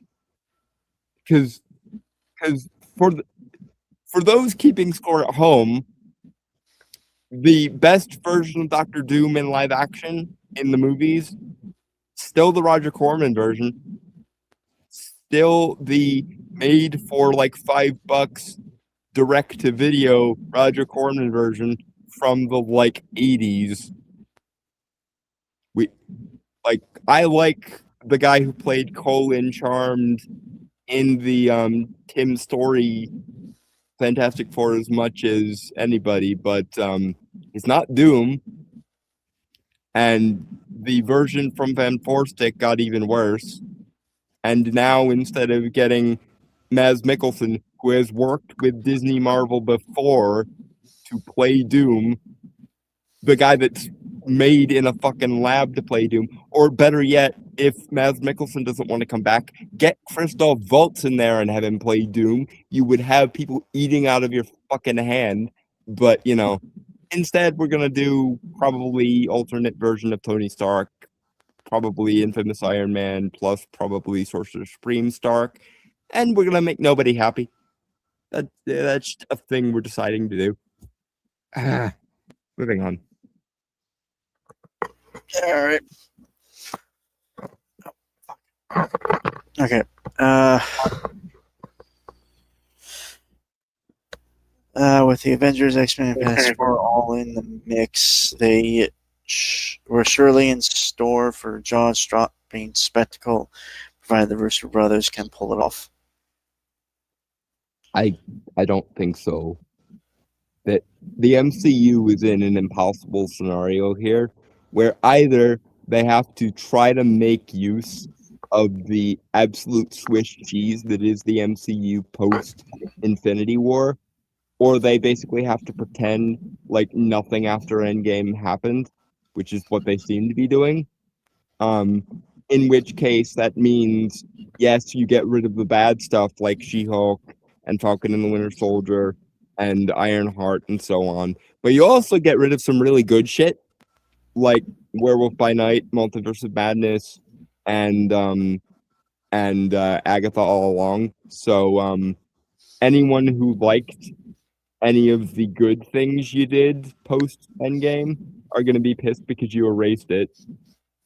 And anyone who did want you to get rid of the bad stuff is probably going to be annoyed because rather than find a way to retcon it in context, you're just going to pretend like it hasn't happened, which is going to mean that they sat through your She-Hulks, your Falcon and the Winter Soldiers, your Ironhearts, and your The Marvels for no reason. And now our cinematic universe founded explicitly on continuity. We basically have to ignore half the continuity to make the story work. That's not gonna bite us in the ass or anything. Moving on.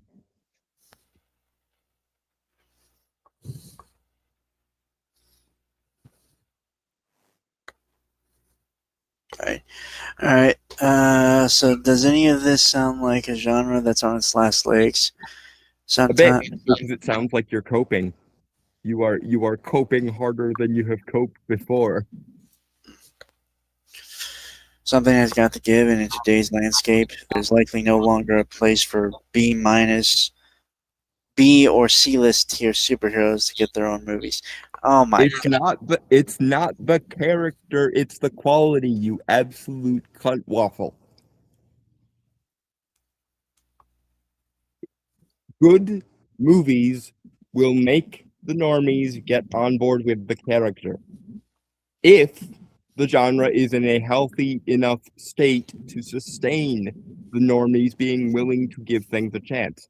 Insofar as the normies are no longer willing to give things a chance, they're not willing to give things a chance because you repeatedly screwed them, because you repeatedly gave them things like Endgame. And yes, I am saying that the problem started before Endgame because people who liked Endgame didn't like Captain Marvel, and I still maintain that Endgame was one of the most half-assed, poorly written, contrived fucking clip shows of a movie ever written, and didn't even try to live up to the promises that every movie made prior to it had promised.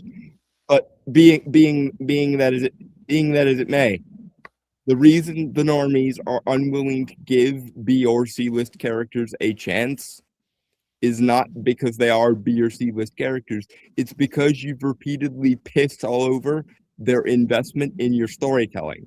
And when you repeatedly piss all over your audience and their ability to give a shit about your storytelling, they stop giving a shit about your storytelling, and then even the mainstream characters usually end up not doing well because, well, you screwed me the last 5 or 6 times in a row. Why should I believe that this one's going to be good? Now, some characters will still make bank because no matter what you do, a Batman movie will always make money. A Spider-Man movie will always make money. But will that make money on its own merits, or because that is the lowest common of all the lowest common denominators? And even then, will Brand New Day make as much as No Way Home did? I don't think so, because for all the many writing issues of No Way Home, and there were plenty, and we've both gone into them and so on and so forth, but I'm more from a Doctor Strange end, Brains are more from a more Spider-Man end, but regardless, despite our various issues with No Way Home, much like our various issues with Multiverse of Madness, there was actual effort put in to both No Way Home and Multiverse of Madness that left you with at least enough good shit to make the movie worth recommending. Whereas if the trailers are to be believed, the entire premise of the movie of A Brand New Day is being flushed down the shitter before we've even made it out of the first act of the movie. So will Spider-Man Brand New Day do better than any superhero movie's done in the last like 2 or 3 years? Yeah, probably. It's probably not gonna make much more than a single billion though, which is just over half of what the previous Spider-Man movie made. So that's not so even if Spider-Man makes a reasonable amount of bank, even if it performs like say Deadpool and Wolverine, it's still about half what the previous movie made. The only movie of this kind that's done more than its previous installment did is Multiverse of Madness. Multiverse of Madness made like 950 million worldwide, whereas its previous movie made 677 million or thereabouts. But there was also large writing problems with Multiverse of Madness that make even that chafe on people a little bit. So, do I think Brand New Day is going to do financially well? Yes. Will it do as well as No Way Home did? Not on your fucking life. And Doomsday, especially if it's as contrived and bullshit as it sounds, is going to struggle to even hit 1 billion. I'm calling it now. And if it does, then Secret Wars is probably also not going to do particularly well. And if neither Doomsday nor Secret Wars does particularly well, that's basically the death knell for the MCU. I don't want it to be. There are many good stories that I think the MCU could still have the capacity to tell. Midnight Suns, a third Doctor Strange movie, Blade finally getting a more comic accurate version of himself, etc. But what I want to happen and what is likely going to happen based on the logic and the evidence at play are two different things. I would love if Sam Raimi, no longer handicapped by a first-time writer, got to do the capstone of a Doctor Strange trilogy. But I'm not going to get it because the MCU is likely to die when both Doomsday and Secret Wars underperform like a motherfucker.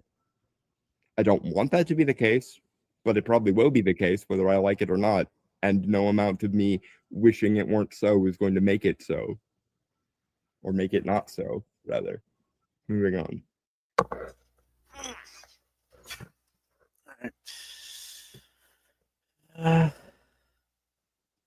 If they do, then it needs to be something huge with Ant-Man and the Wasp, Quantumania, and the Marvels, proving that if these movies aren't written and later billed as events, then people won't show up. I agree with that half to some degree. I do think that you need to make your movie look as much as possible like it actually work for money spent on it. And if you don't, you will fuck up. And for all of the minor writing faults, for which I mostly blame Michael Waldron in Multiverse of Madness, Sam Raimi basically went full Evil Dead on Multiverse of Madness, and it looked amazing. So, yeah, I agree. I agree. You do need to put in the effort to make these movies a blockbuster, especially if you're going to spend 200 plus million on each of them. And even if you don't spend 200 plus million on each of them, you still need to strive to make the movie as good quality as possible, which, yes, does include making sure that whatever money you do spend on the movie is on the screen.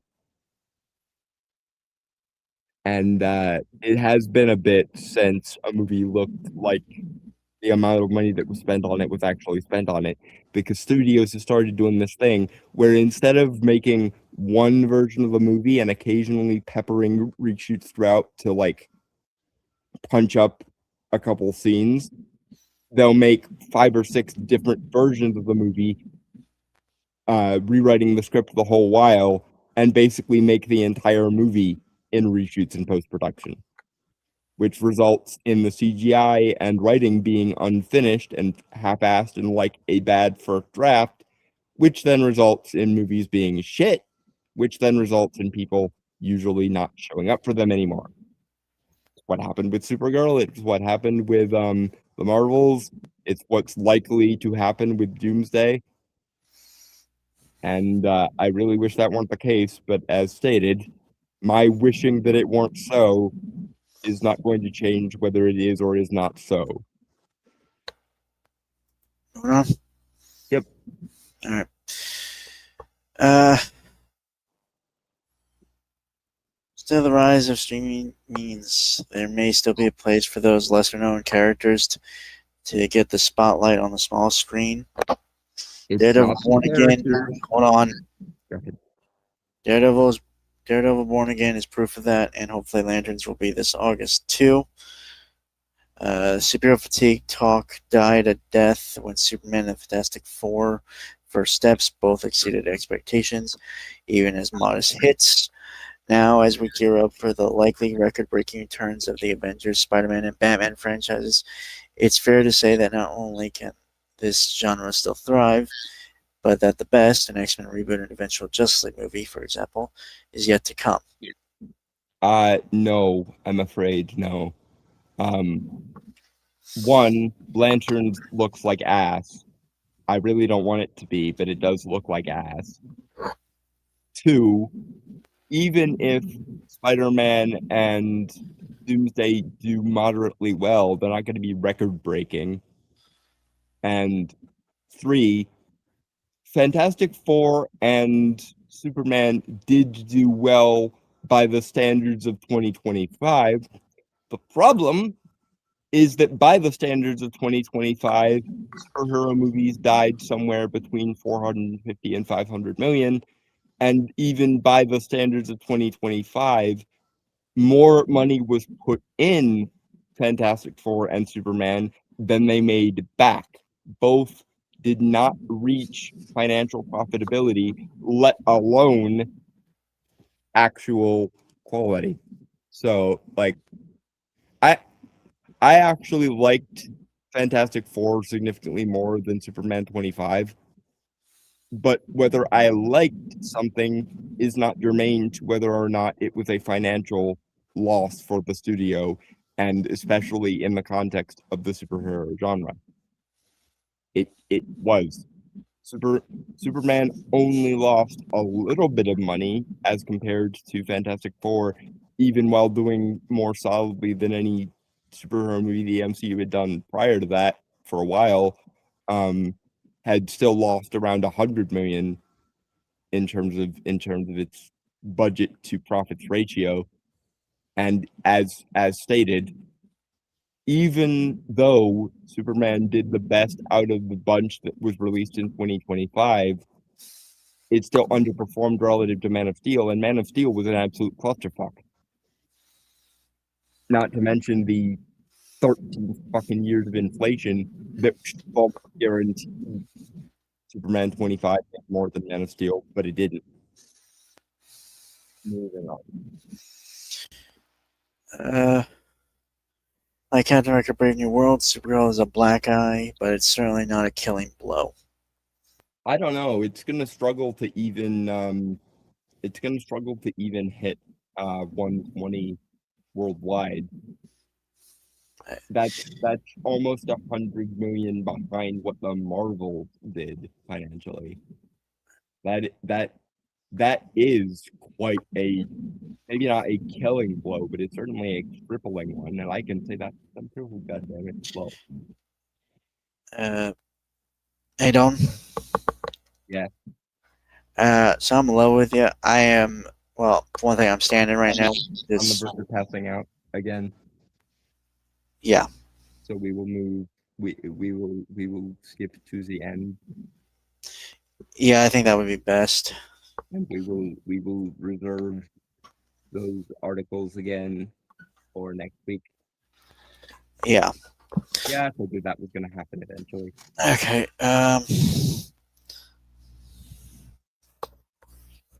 Okay, give me 1 sec to set stuff up.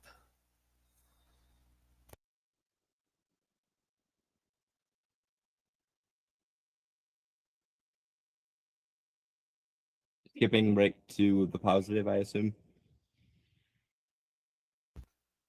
I was just gonna do the videos, like both of them. Okay.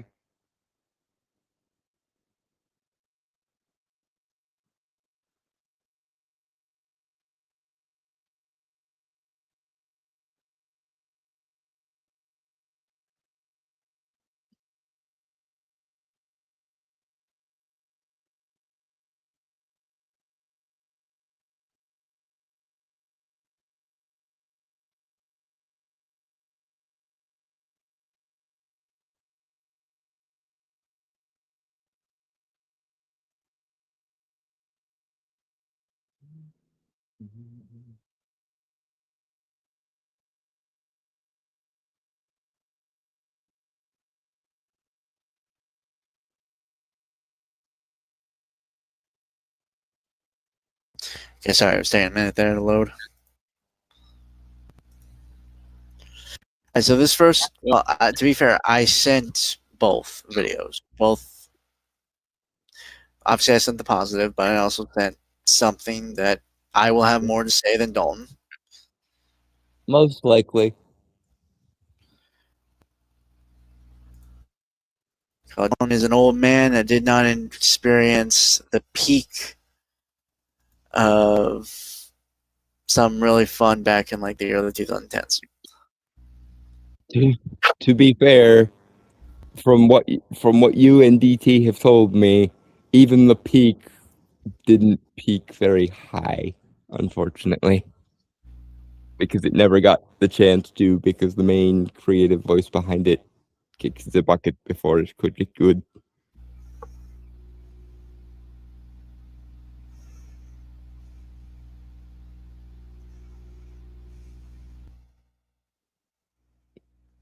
Yeah. And then So this is I randomly came across it.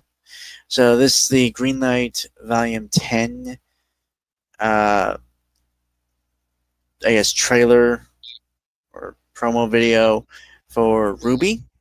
It was, about a couple years back, it was bought out by Viz Media. So, and there's been kind of little to no chatter. So, yeah, it just kind of came out of the blue, and I thought, we should probably, because I have made, whenever I've had the chance to talk about Ruby, I have talked. yeah, one of the few topics that Brainstormer can out filibuster me on.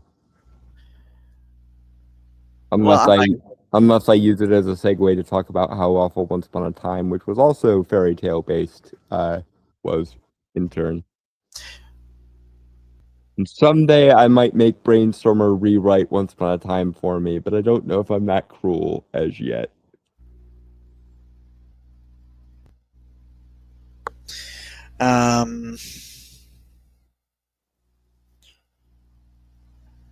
Fuck.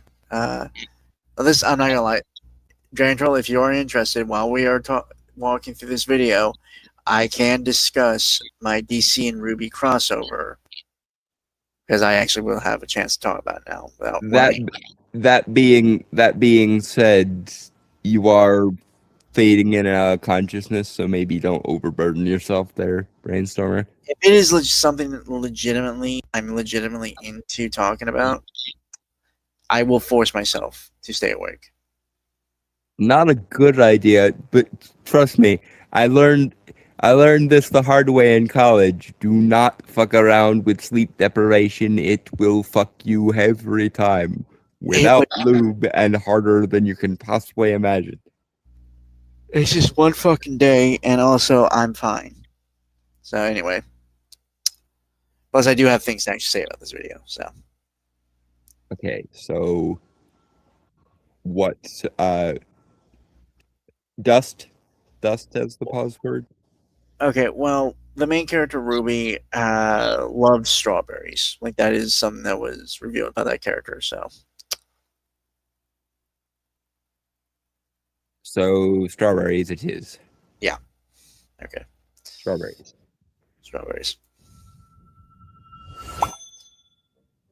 Where are we? Okay, so it's not just me. Uh-uh. What the heck? I was doing something. Wait, so we teleport here and everyone has props except me. You know, I was doing something too. Oh. Thank you. Thank you. What does it say? Okay, so these are the 4 voice actresses for the 4 main characters. I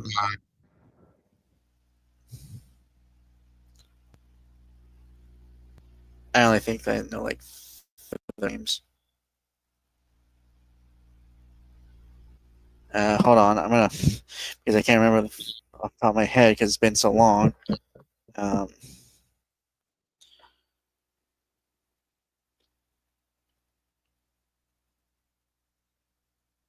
Just one sec.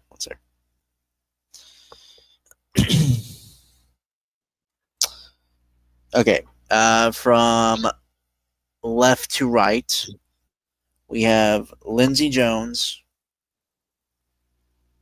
Cara Eberly, Barbara Dunkelman, and Aaron Zek. And the characters they voice are Ruby, again, going left to right, Ruby Rose, Wai Shini, Blake Xiaolong, and Blake Belladonna. And since Dom might ask me, because it's been a while since I've told him,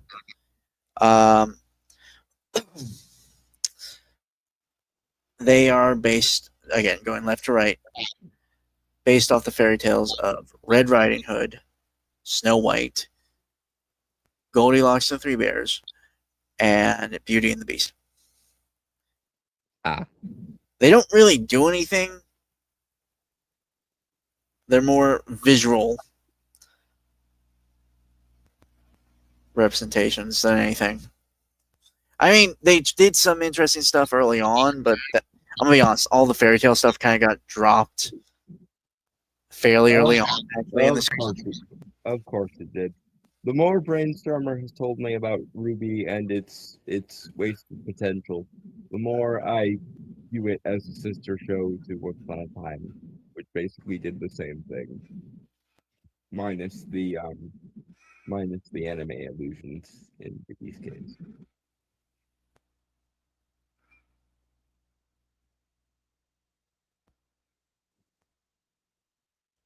And again, someday I will have to subject Brainstormer to Once Upon a Time so that he can rewrite it, but not this day.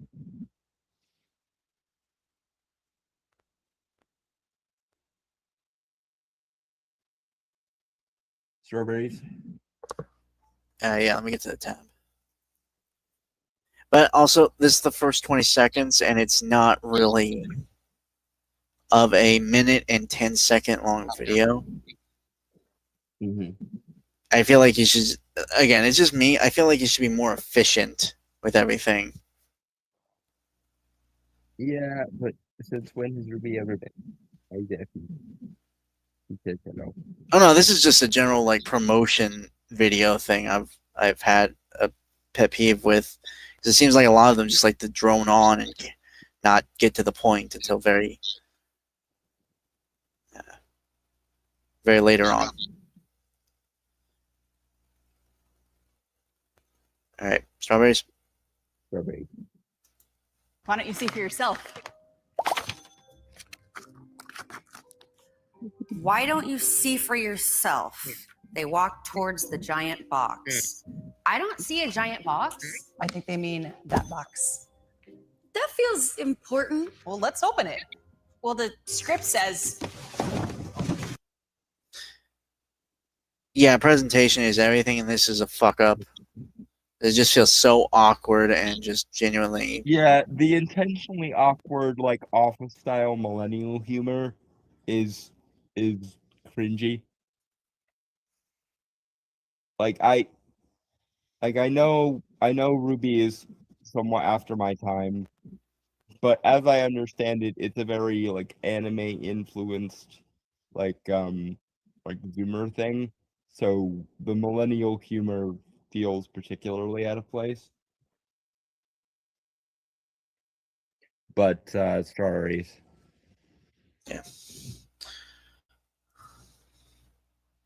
I don't know. I feel like this is basically, you're saying that after the last season, which was about, I don't know, like 2022, 23, and the future of this show and its property was basically up in the air and more or less forgotten. Last 2 years after being acquired by Viz Media, which is a pretty big company. This is how you tell people, fans that have been basically watching this and absorbing this since like over 10 decades ago. You mean years? I feel like you could have had more pizzazz and more oomph to it, you know?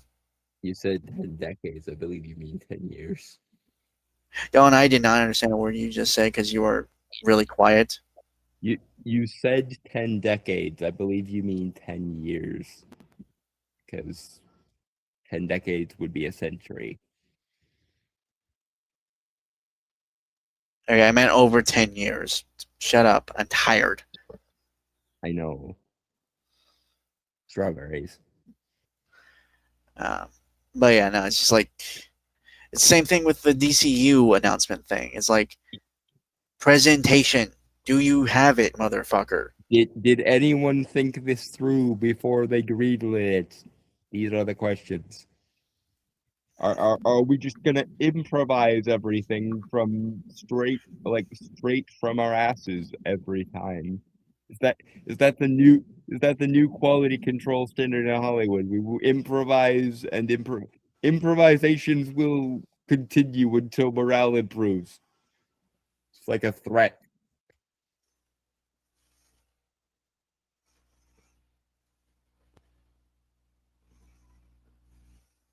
Strawberries.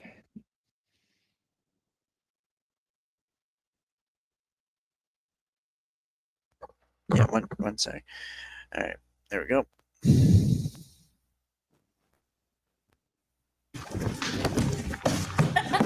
Carrie? What is this about? Oh, right. They're adding the text in post. Giant text reads Ruby Volume 10 is greenlit. What? Oh my god! Is this real life? I knew it. Seriously, thank you guys so much for your patience. We know it's been a long. Cringe. Death, You said cringe is cringe. death by 1,000 cringe. I don't know.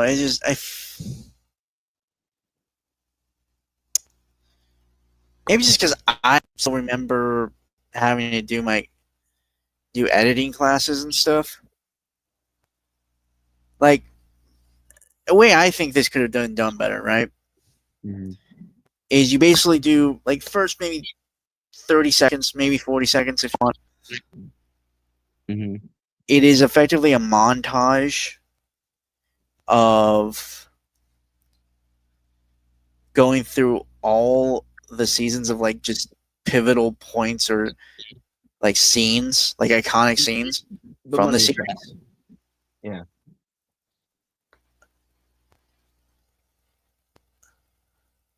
You're good, Drendrel, and I will, as soon as I have a chance to, I will talk about it.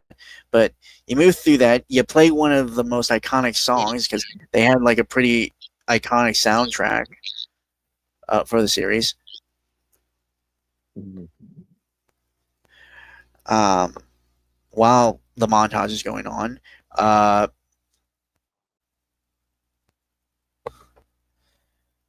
What else?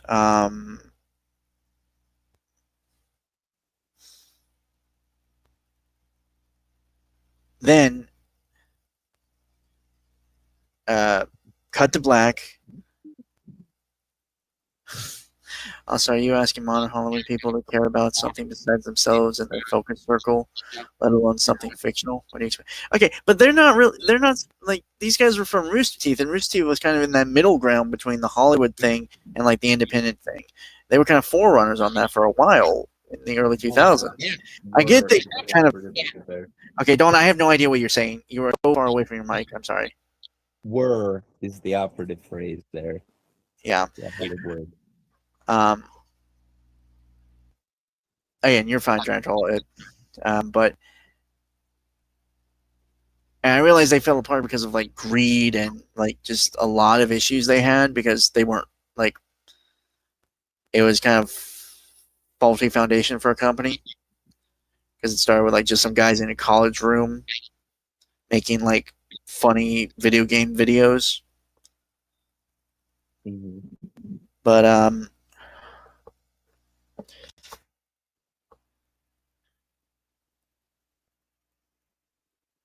yeah, but yeah, back to like how I would present the announcement, right?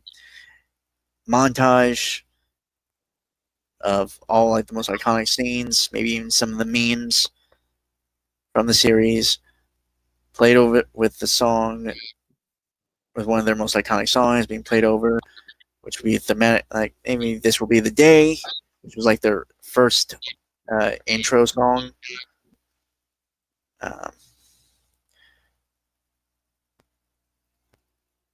Okay, I thought it was just me. Yeah, Don, I think your the stream's echoing through your mic. Hang on. Let's see if I can fix it. Is this better? Yeah. Okay. Then cut to black.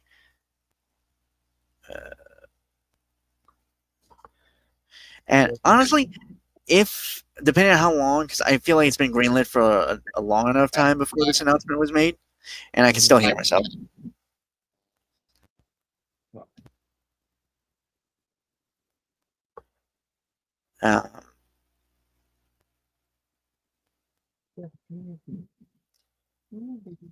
Maybe like some I guess test footage of the new of like a scene or something, or actually to bring back the original trailers that were basically proof of concept for the series. Do something like that and a new engine, to show something that's being worked on right now, even if it's unpolished or unfinished. Yeah. Okay, Don. You're so far away from your mic. I'm sorry. Hello. Hello. Okay, Gil. I mean, I can kind of hear you. You're kind of just quiet.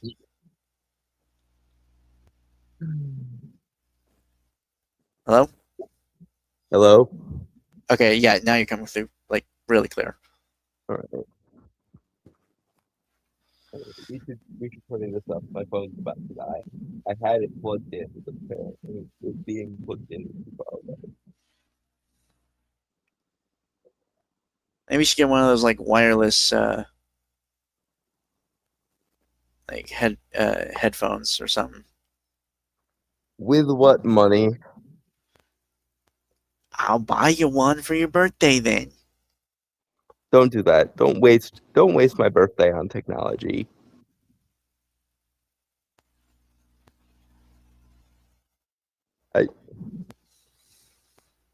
Most of you probably know this about me already, but I really fucking hate shopping for technology. It's one of the most insufferable things to ever have to buy. I am too much of an old soul to be born in the age of fucking sleek fucking wireless fucking everything.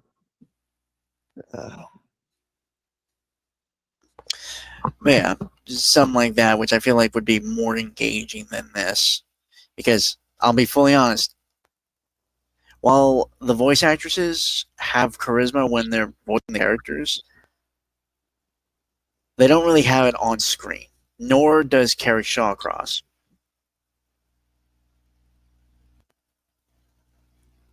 And the unnecessarily kitsch millennial skit is really Rooster Teeth did that kind of stuff, which it was funny then, but I don't really think it works here, to be honest. it's been a decade and sensibilities have shifted. Not even that. I don't think it's paced right. They're also older, which tends to make it come out a little flatter because they're not really energetic enough to make it. It doesn't pop or register as zany enough to make it work.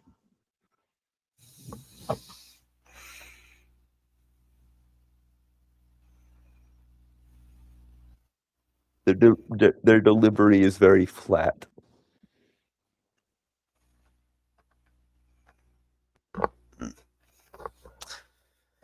All right, strawberries. Strawberries. Long wait, but we promise it'll be worth it. And while we're hard at work, You guys can watch volumes 1 through 9. Over and over again. Okay. I don't know what I was expecting there.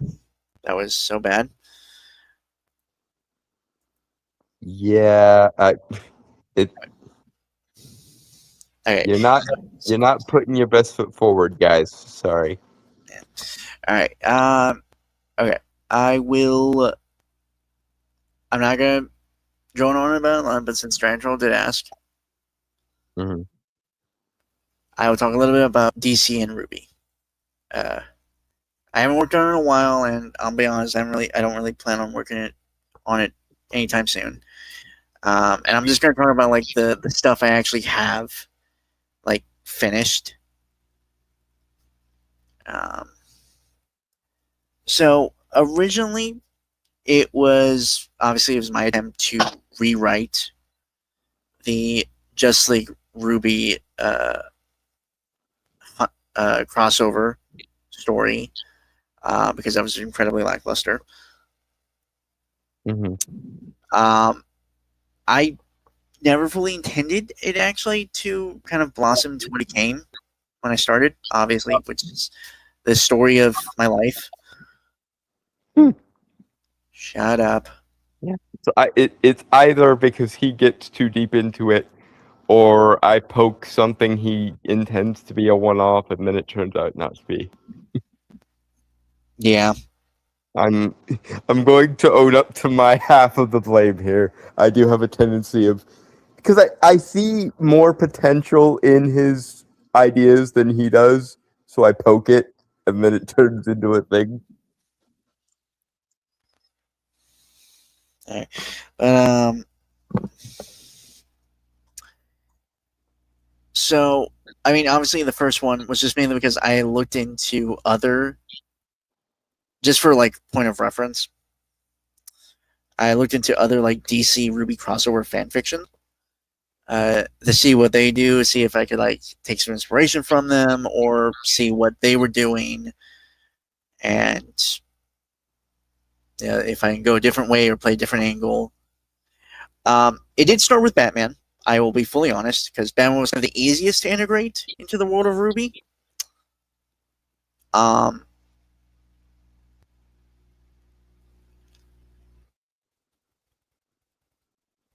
I actually approached it from how they tried to do it in the comics that they had done with DC, where they were actually trying to have the characters exist already in like an Elseworlds, right? Mm-hmm. And I thought that made sense. Though, I mean, we brought them up obviously before when I showed the designs for them, and I hated the design, so I obviously tried to think of something else for them. But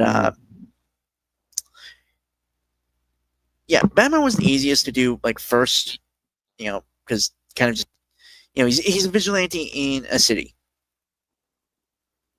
And a wealthy industrialist, which also lends itself nicely to the. Yeah, I did keep that because, and this is kind of like how I was seeing the world of Ruby, and I still stand by this. It had like this very, it does have like this kind of sci-fi element in certain places, but it also has like kind of this like sort of Art Deco aesthetic as well, with like some of the cars, some of the architecture. It really depends, but on where you are in the world of Ruby. But Mm-hmm. it is effectively like a sci-fi fantasy world. It's very anime. It's kind of generic anime, but yeah. So I had placed him in Mantle, and for those who are not Ruby buffs, Mantle was a kingdom, which they call countries in here kingdoms because that's originally what they were. They never changed the name, which I think is okay. I think it adds an interesting bit of world. As a stylistic thing, especially if you're basing it on the fairy tale aspect. Problem with meta humor is not just that. Not only has it been really overdone recently, but also that it really comes off as sincere and not as mocking of the whole thing. That's fair. Mm-hmm. But yeah, I placed him in Mantle, which was like a very downtrodden, very, for some reason, in the behind the scenes stuff when they were talking about designing like Atlas and Mantle, like this like northern territory of Remnant, which is the world. Again, just explain for anyone who doesn't know. It's supposed to be based off New York, which I found odd, but whatever. So obviously, it was kind of going to be my and Mantle after like an event called the Great War. Kind of fell to the wayside when Atlas was built, which was like kind of the new kingdom that sprouted after the whole events. So it really easily became the Gotham. And the story I had for Ben was actually really interesting. I had seen, for some reason, a lot of fan fiction writers, when they were writing for a Batman in RWBY, they always kept him. Well, they made him a Bat Faunus, and they even did that in the actual comic as well, which I found odd because it's too on the nose, right? Like it's too easy of an idea. I like the idea of him being a Faunus though, which I have touched upon. He was, but I made him a Jackal Faunus, which would also explain like the elongated ears on his cowl.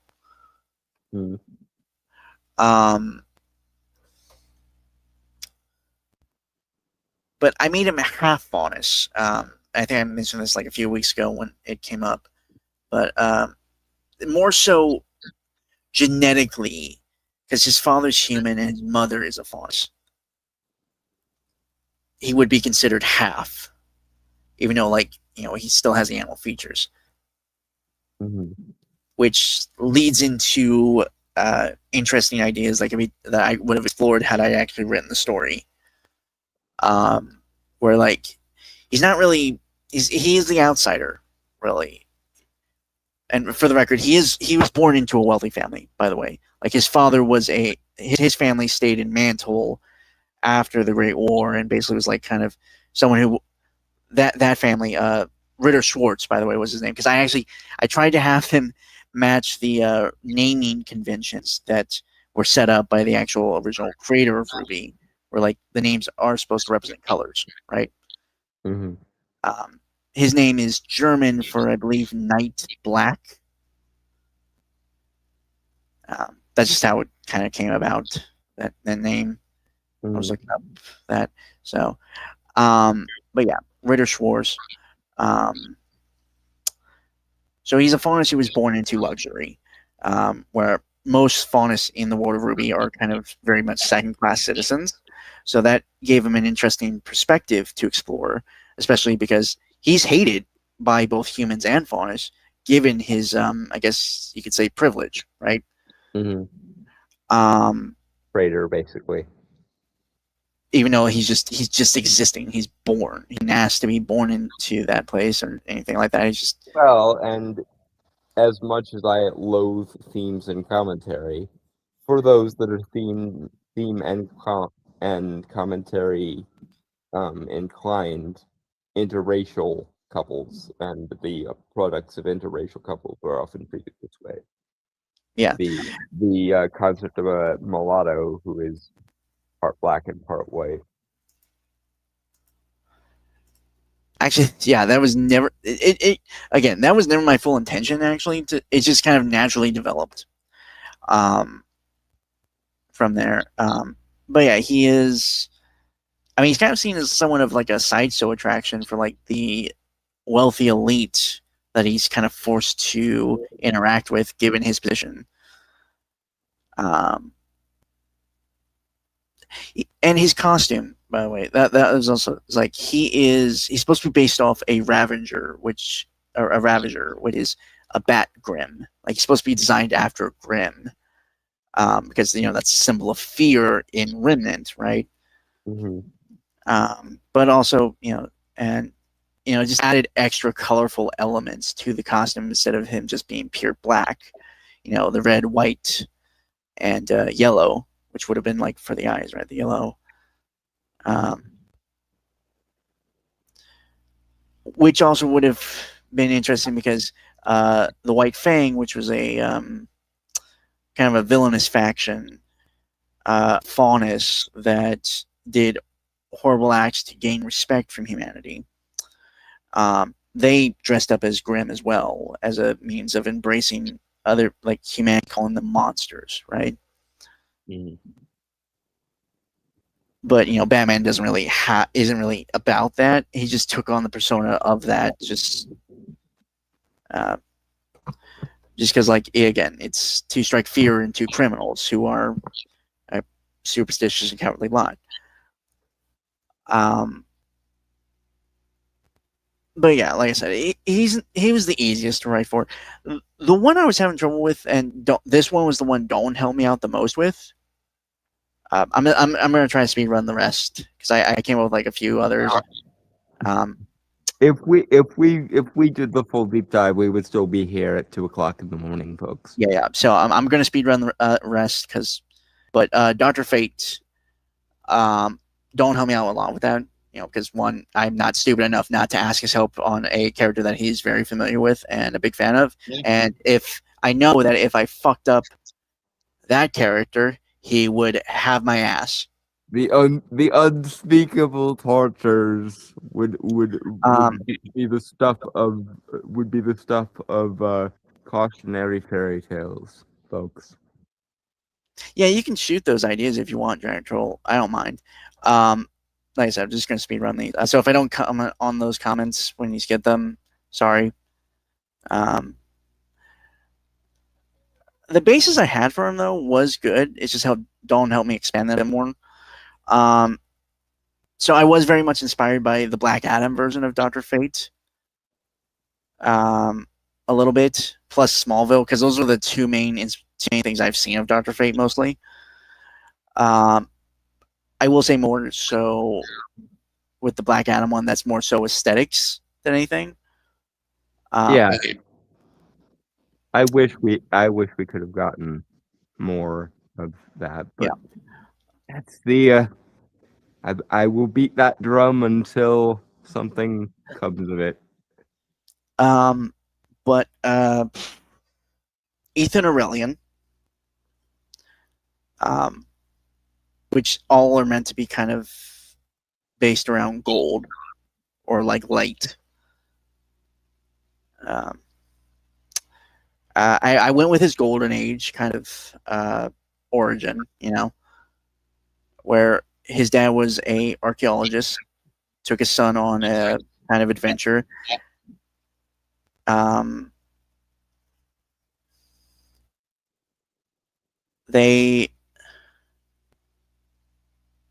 Any more stuff like that where it just naturally emerges rather than being forced into things? Yeah, that's okay. Fair enough. That's a large part about the thing. That's a large part of the thing me and Brainstormer do, because I insist on walking the walk with regards to my philosophical beliefs about art, and one of my philosophical bugbears, as you know, is the overabundance and over fixation on themes and commentary rather than in-universe logic, and how I want that to die as slow and painfully and excruciatingly as it possibly fucking can. So while on a kind of venture with his dad in Vacuo, which is a place we haven't seen yet, but it's kind of supposed to, from what I've gathered and some information I've been able to glean when I was doing research to try and set up Dr. Fate, it's kind of Egypt, plus middle. It's kind of like the Middle East in a way. So figured setting there would be the best place. What else? Okay, so they find, which would kind of be this world's equivalent to like the Tower of Fate, which is the forge of the God of Light.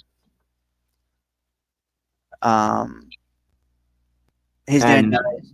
Parentheses here, because Brainstormer told me essentially how often the Ruby universe will hint at vague rules for their magic system and then do sweet fuck all with them.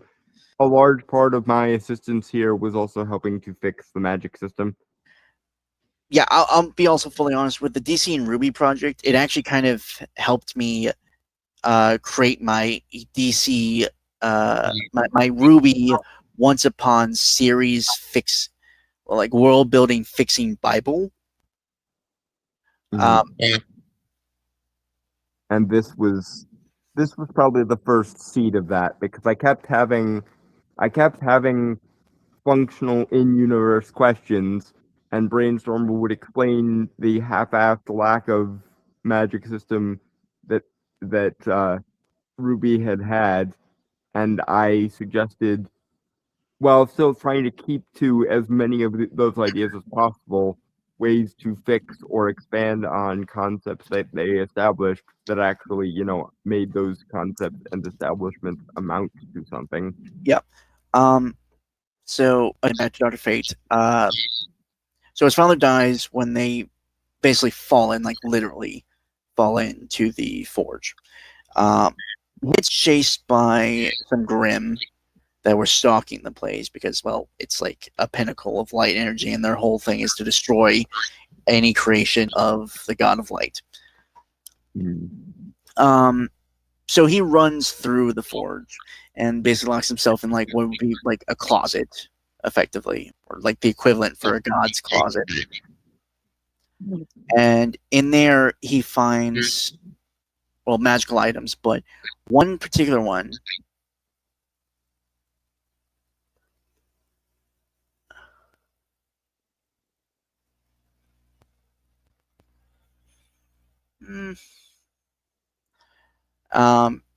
He finds a helm, which I had wrote because, well,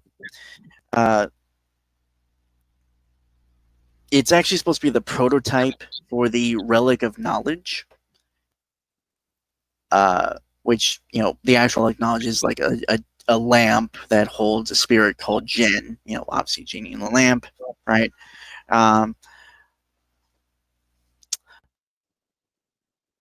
So this was supposed to be the prototype, and what makes it different than the actual Relic of Knowledge is that it grants the wearer the knowledge of both the past, the present, and the infinity of the future, as the future is always in flux as given the choices of, everything.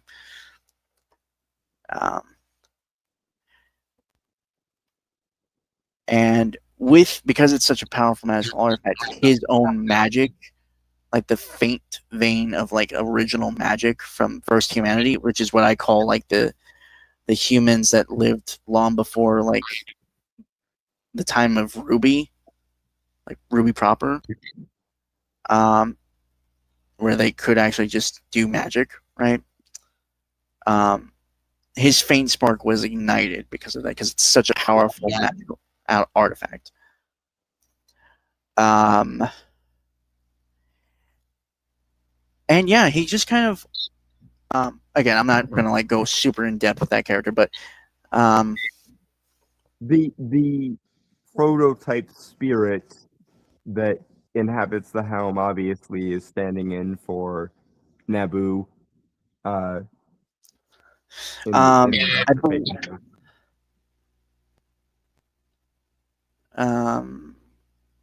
Also the big idea with that, instead of fairy tales, these characters are based on comic books. Not sure if that would mean some need to be gender swapped, though. People like Ruby show that isn't a hard rule, but have a lot of these characters. Just ideas, feel free to take it or leave it. I mean, I didn't really feel a need to gender swap any characters. I was more just trying to keep to the core of them. Superman also was actually pretty easy. If we're moving full honesty too, Dr. Fate actually kind of just naturally became the main character of kind of just the whole saga of DC and Ruby as I was writing. He's kind of the reason, and I went with the Justice Society instead of the Justice League because, again, it just seemed more in line with it. Given the quasi Art Deco steampunk aspect of Ruby, the Justice Society lends itself easier than the Justice League would. But yeah, Dr. Fate kind of is the main reason the Justice Society even exists. Like, he kind of is the one who... Now, I meant more the idea of these characters being based on the DC characters the same way others were based on Milan, Thor, or Joan of Arc. Yeah, okay, that's fair. Yeah, Superman was also pretty easy to do too. Nothing really had changed there. I made it that he was, well, his name's Orin Bright. Was raised on Patch. He's actually like close friends with Ruby and Yang. like kind of sees them as like little sisters because he's a little older than them, just a couple years. I think Dolan suggests this idea too. Is like he's actually more magically resistant, given that he grew up on Remnant. And hell, even the energy he shoots from his eyes isn't even like heat. It's not heat vision. It's like magical blast.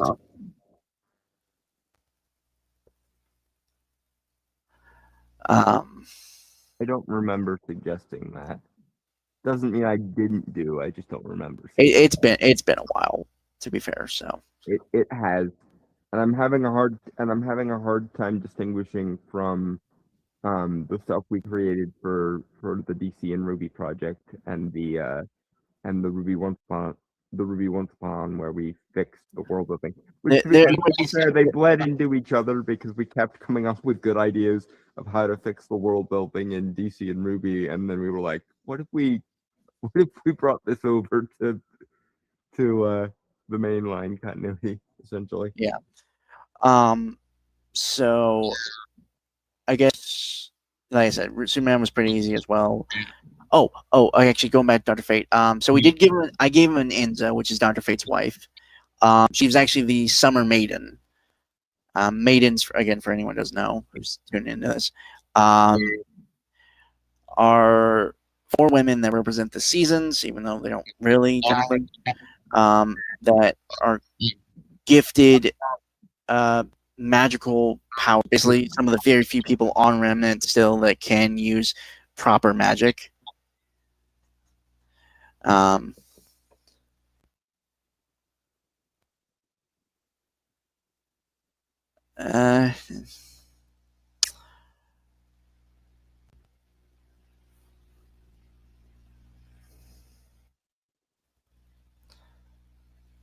Wonder Woman, actually, I was very proud of. I made her a silver-eyed warrior. I believe I called her Arianel Ivory.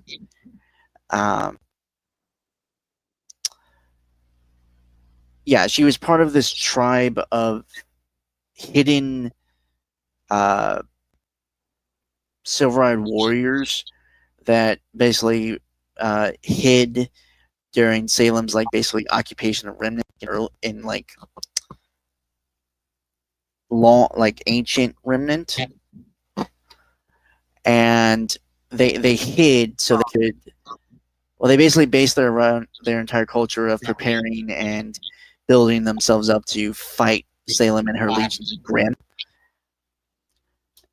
And so like Arianel was like kind of the first champion ever people to be sent out and just see the world and like basically see if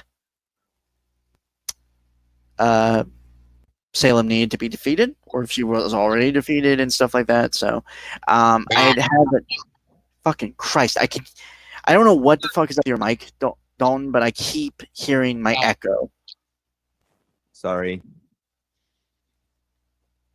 There's only so much I can do about it. It's fine. It's just like it was loud. Anyway, let me see if I can adjust that. That might be part of the problem. I might be able to adjust my set. Don't you have like an echo cancellation feature in your audio? No. On StreamYard? You don't have it? No. He's not available on mobile. I'd say get a computer, but I know you don't have good hand-eye coordination, so it wouldn't work. Well, that, but also, again, do you know how many books, antiques, and other assorted cool shit I could get for the price of a computer? Or just a laptop, man. That's not that okay. But again, I am or headphones. I am loath to spend unnecessary amounts of money on technology if I don't have to. And yet you'll bunch of fucking old books. That's necessary? Yes. Okay. Yeah, headphones too. Like computer or headphones, man. That's something. Headphones are variably cheaper than a fucking computer. Anyway, yeah, I had her come across. She basically worked for Ozpin. Like again, a lot of these stories were kind of supposed to be set before like the main series of Rubies really started, for the most part. Um, but yeah, Warrior for Peace. Yeah.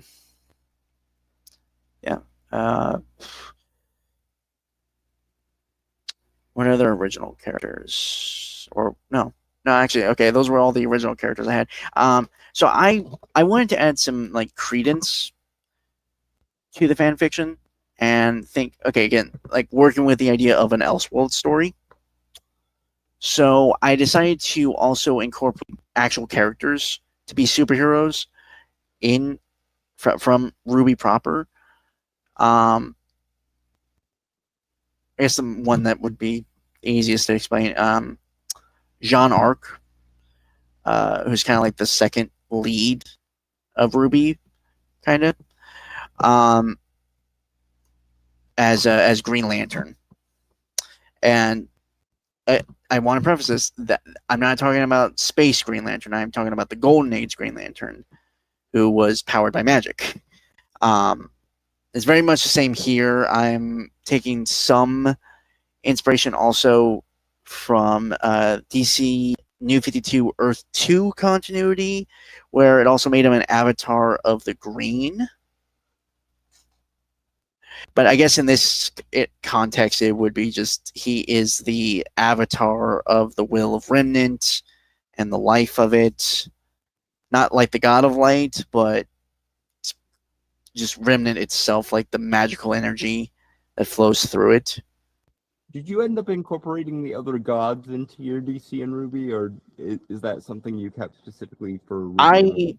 I'm gonna be honest. I was on the fence. I think I wrote some ideas down that would have worked for that, but again, I haven't wrote in some time, so I haven't really thought about it. Oh, by the way, we also fixed the gods of light and darkness, so they're not just bargain basement good and evil anymore. Oh yeah, I'm actually really proud of that. Fuck, I don't know if you know what.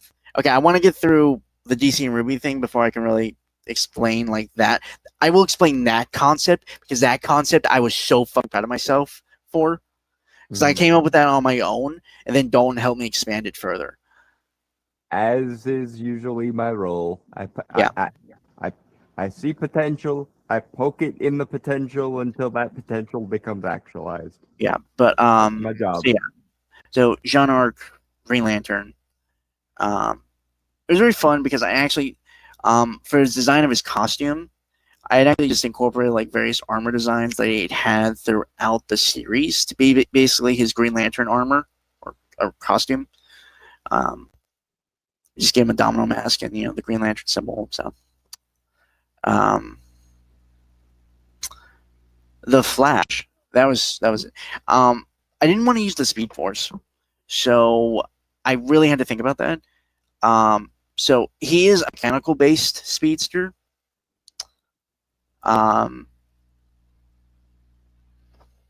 it does originally start out as and he's powered by something that I call Element Flash, which was created by the violent combination of lightning and gravity dust. And it's basically a self-replicating, endless energy material. Think unobtainium, basically, from Avatar.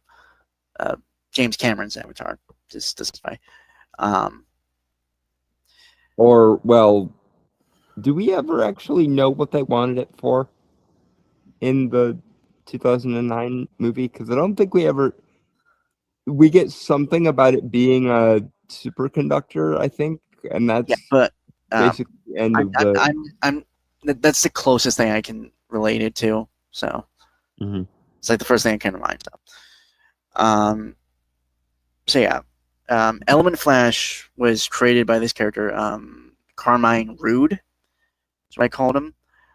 He was an original character and was basically building so think Flash but Iron Man, So like I said, I didn't want to incorporate the Speed Force because that kind of would eventually lead to more of a the multiverse kind of seeping in whenever. So I wanted to keep this self-contained. So yeah, he used Element Flash as a means of powering his prototype Flash suit, or well, the hypersonic suit, which would have been its technical name.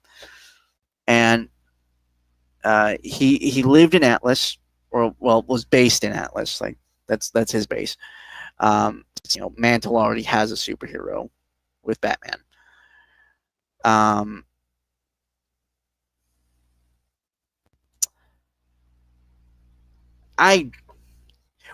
Okay, so I want to explain that.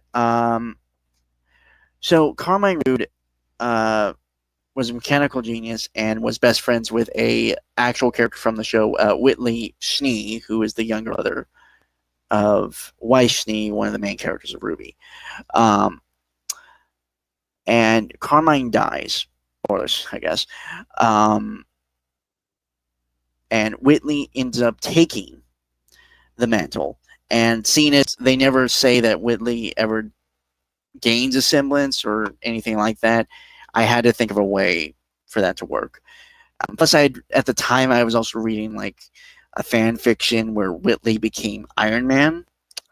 And I thought he was a cool character that never really got as much attention or like development as it could have. So that's kind of where it went. Plus, I like the idea of a mechanical based speedster because it's never really touched upon. And I don't know. I thought it was interesting and neat.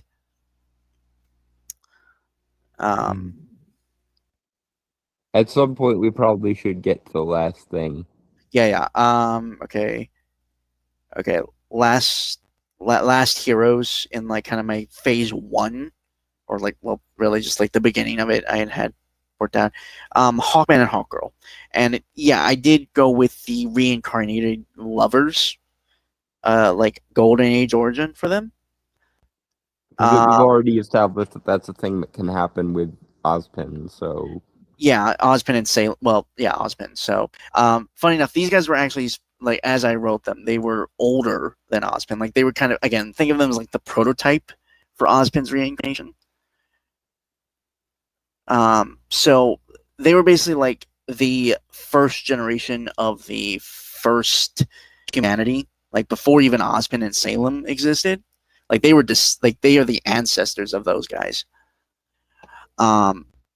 One was the Grimm people, who were like worshippers of both the Grimm and the God of Darkness, and then you had like they would call them the Red Tail Empire, which were like kind of basically like the first civilization of man on Remnant. The head priestess and the emperor of their two people basically united to, save their people, as a means of securing peace.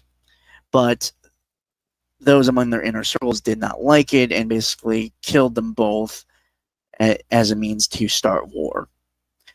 The God of Light saw what they had tried to do to, save his and his brother's creation, and offered them a chance to reincarnate, to still live, to find each other and fall in love again, right?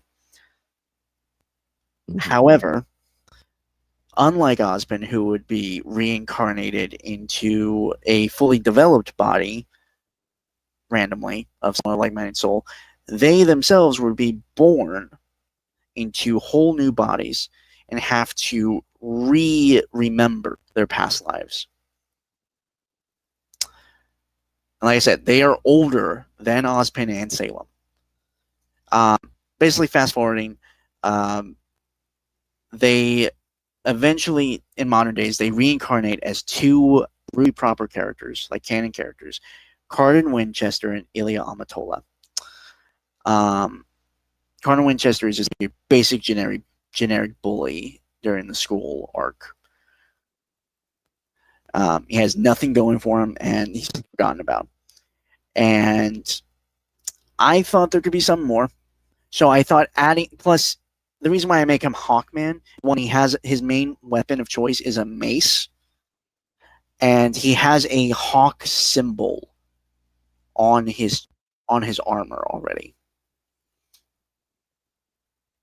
So,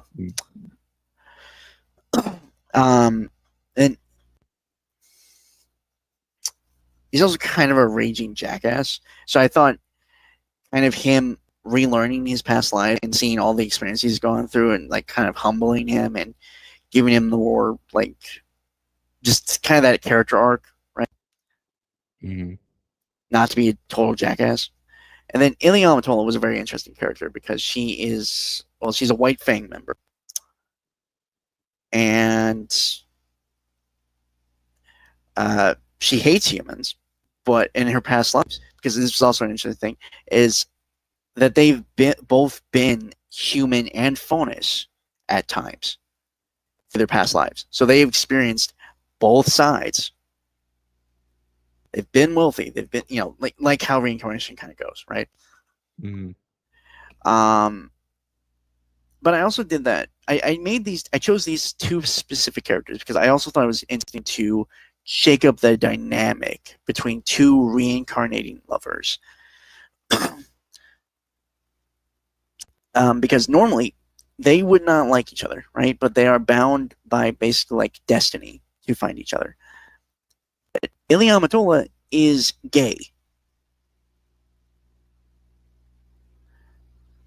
So again, I thought it was an interesting dynamic to explore. Like they literally just could be just profoundly deep friends in this life, in this incarnation, instead of lovers. They usually are. Mm-hmm. I don't know. I thought it was an interesting thing. It could just be me trying to change things, but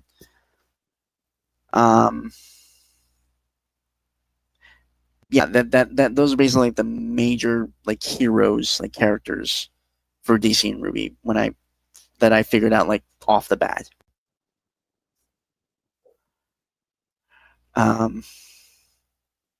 Okay, we'll get to it because it was brought up, and I'm sure Dawn would also love me to talk about this. The changing of the God of Light and God of Darkness for like switching to RWBY once upon, like for my lore rewrite. That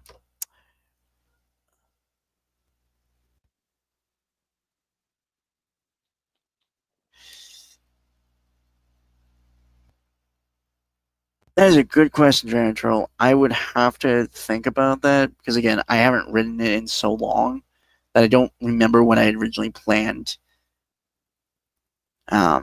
How they're, I mean, they would have ended being like just really close friends in their dynamic. Again, it's a whole complicated mess of things. So, no, you're good. You're good. So, God of Light, God of Darkness, they were basically the standard in the beginning, like God of Darkness was very much, how the story goes, right? Like, younger brother, God of Darkness, doesn't like the God of Light, creates the Grimm to destroy his creations, and they both agree to, after like a fight happens, they both agree to create humanity together as a creation that can both be used for darkness or light. Ultimately is their choice. Where it starts to deviate is that we focus more so on them not actually being good and evil, but actually embodiments of elemental, it's elemental or cosmic.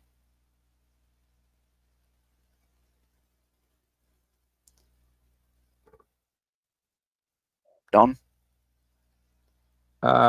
Existential, maybe? Yeah, okay. Existential concepts? Existential concepts? Mm-hmm. Okay.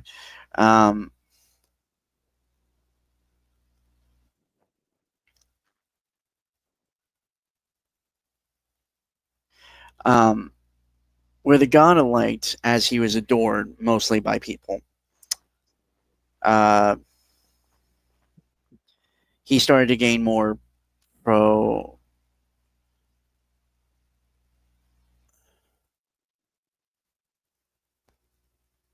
More prideful, more vain, more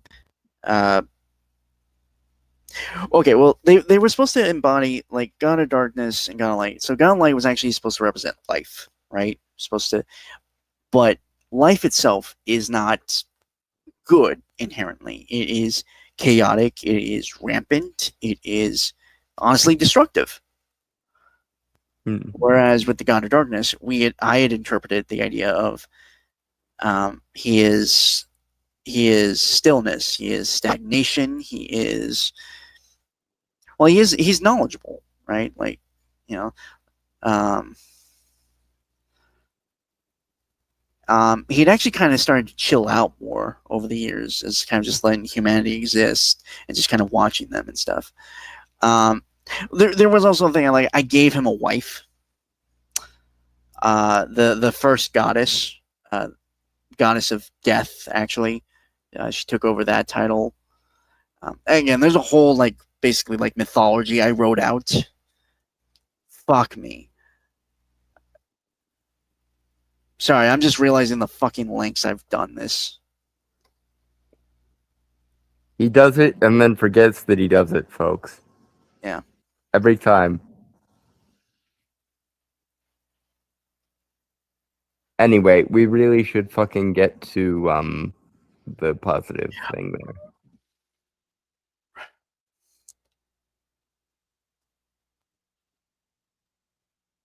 Unless you just want to end it there. Actually, I'm trying to struggle not to talk more. It's I don't know how I don't know how you not I don't know how you do this.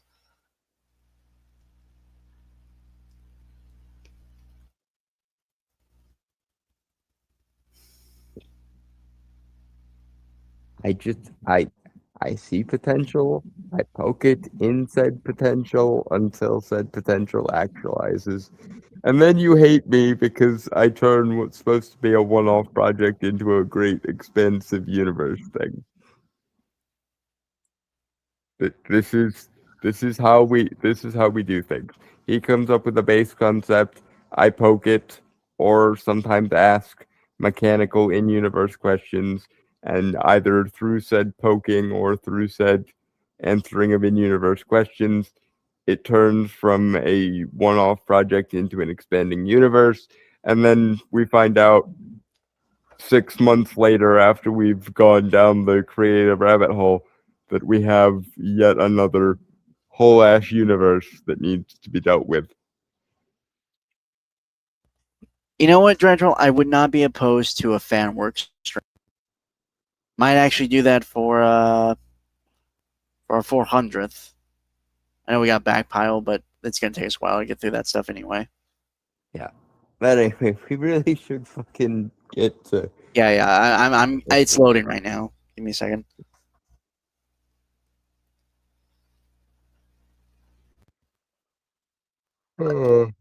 You do realize I never get to talk about stuff I'm actually often, so. I also know that ordinarily you try not to mention things on stream because you don't want people to take it. This is a fan project. I'm talking more about the stuff that we work on, like our original works. I don't like talking about that on stream. Fan projects, I got no problem with. That's fine. If someone else wants to take this stuff, go ahead. I also keep in mind that usually when you start these kind of fan fictions, they end up being used as bases for other ideas later. That's why I'm being somewhat conscious about it, because I know you. To be fair, and you're not wrong on that, but to be fair, I also try to do my best to rework them to make them more original than what was. True. I'm just pointing this out because we've been doing this for a very long time now, and to paraphrase Ledger Joker, I think you and me are destined to do this forever. Yeah. But yeah. Okay. Actually. Okay. Sorry, Joshua. This is just something that I don't know if you'd get a kick out of this, but I thought of this regarding RWBY. because something that bothered me was the why faunus exists. That's never explained. So I explained it. God of Darkness in his years during first humanity's kind of doing this thing, and he's kind of just off on his own little corner existing.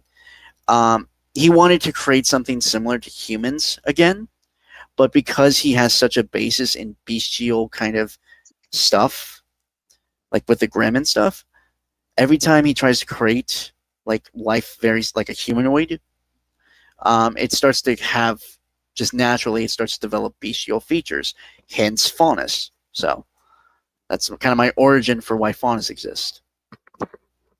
Anyway, Avatar. Well, one of them. Avatar shenanigans. Yeah, so I sent Yep. this because I found it. It's the official movie trailer for the Avatar Aang Last Airbender, which is like a sequel movie to the original Avatar series. There was some controversy going around because it was fully leaked a few months back. Which kind of sucks because for the animators and stuff, but it's getting an official release, so hopefully people will support it. I doubt it's not going to get support because it's fucking Avatar here, and like how many people have grew up on that fucking show? Yeah. It's the only shame is that we already know it goes bad because Korra exists. Desperately though, I wish it was either our version of Korra or that show did not exist. Yeah, generally, faunus would only have one animal trait. Again, it's just like their origin, how they were created. I have a few different. It Again, becomes a multi-phasic. It becomes a multi-phased thing because we also added a broader pantheon to the mythos at some point. Okay, you know what? No, we're gonna save this for 400, just because right, Don, we literally would be here for hours on end. Yeah, I mentioned this. I mentioned this about half an hour ago. If we let him go on the full deep dive, this is the sort of shit we do on Thursdays, folks. Yeah. And Again, we usually meet up around 5ish, and we're usually not done until like 8 in the 8. Yeah. If you remember these questions when podcast 400 comes around, Dragon Troll, ask them again, and I'll be more than willing to answer them. I wish YouTube kept chat logs like they used to, so that we could have these, but that's a different story. Yeah. But anyway, cabbages. Is it bad that I honestly want to talk more about my Ruby stuff than watch this? Under normal circumstances, no. Under the circumstance that it's motherfucking Avatar, a little bit. I'm sorry. It's just like, again, it's the floodgates that have opened, man. I can't stop. I want to. I know. Okay. I- Okay. Let's. I know probably better than anyone else alive. I know. Okay. Cabbages. Cabbages.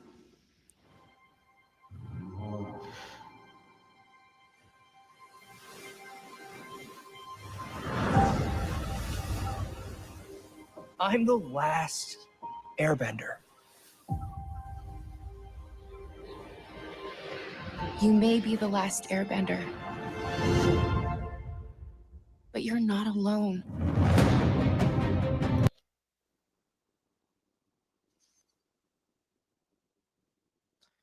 It looks nice, and I do feel the kind of weight of everything. To be fair, Mm-hmm. I do. I'm gonna try to ignore the fact that this all goes tits up because Korra exists, but I don't. I'm going to try.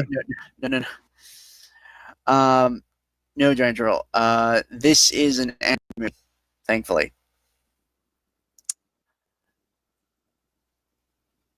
I really wish I really hoped that Netflix would get better as they went along. They didn't. Still better than the M. Night Shyamalan version, but getting repeatedly kicked in the nuts is better than the M. Night Shyamalan version. So I will say this. I am somewhat disappointed that they did not bring back the original cast, because I think, well, one thing, they are grown up, so having their voices would make sense here. yeah, I don't know how I feel about that. Like, on the one hand, I get it, sure, but on the other hand,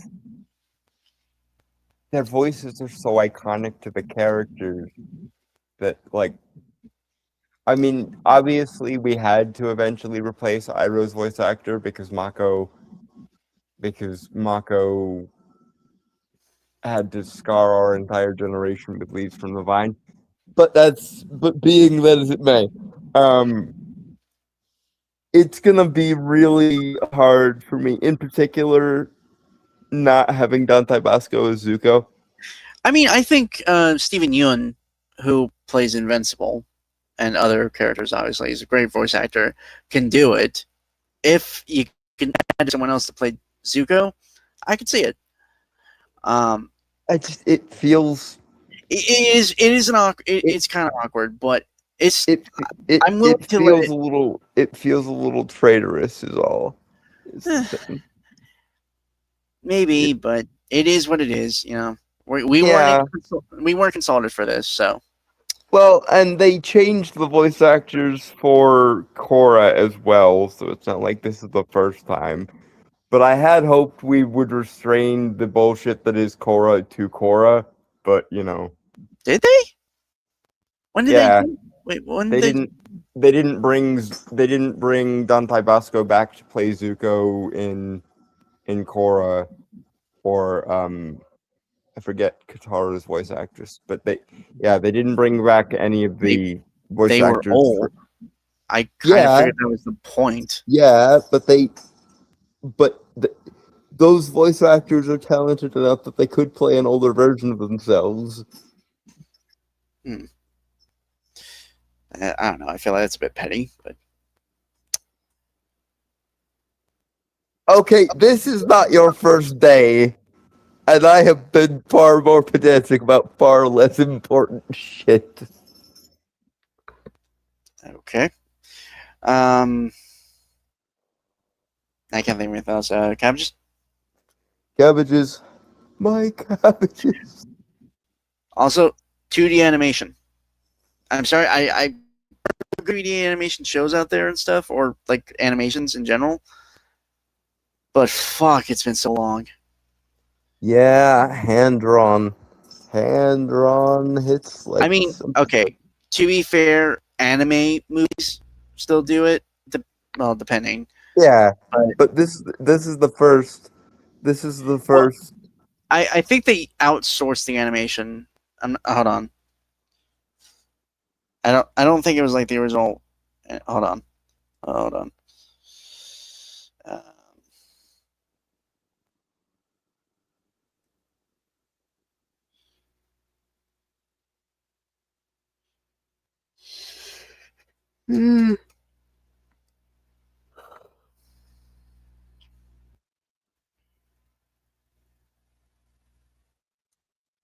Okay.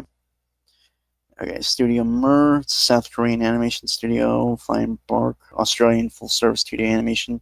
CG. Okay. Oh, it's apparently Avatar Studios too. Didn't know that one. Dedicated division of Nickelodeon oversees all new expansion of the Avatar universe. Okay, it was founded in 2021. That would explain why I hadn't heard of it. Yeah, they made their own studio specifically for Avatar, which it really I can't really fault them for. My only complaint is it took them that long. Yeah, and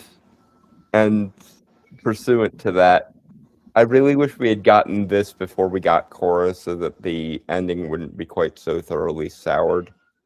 Because no matter how happily this movie ends, we still have to cope with the fact that Korra is canon. and unfortunately not our fixed version of Korra, but the original. Which I don't know if we're ever going to finish that, to be fair. Probably not, but what we have is still better than anything that Canon Korra gave us. Anyway, Okay. cabbages. My cabbages. Excuse me.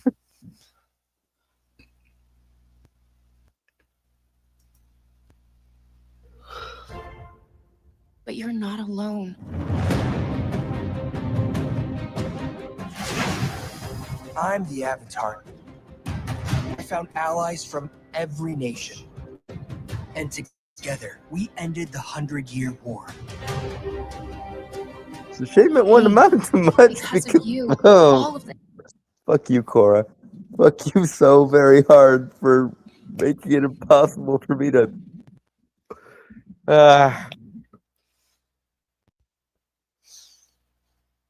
I think of all the terrible ideas Korra came up with as a continuation of the Avatar franchise, the idea that every Avatar is a fuck up and only exists to unfuck the things their previous incarnation fucked is the worst of them. Because it has the most negative long-term consequences.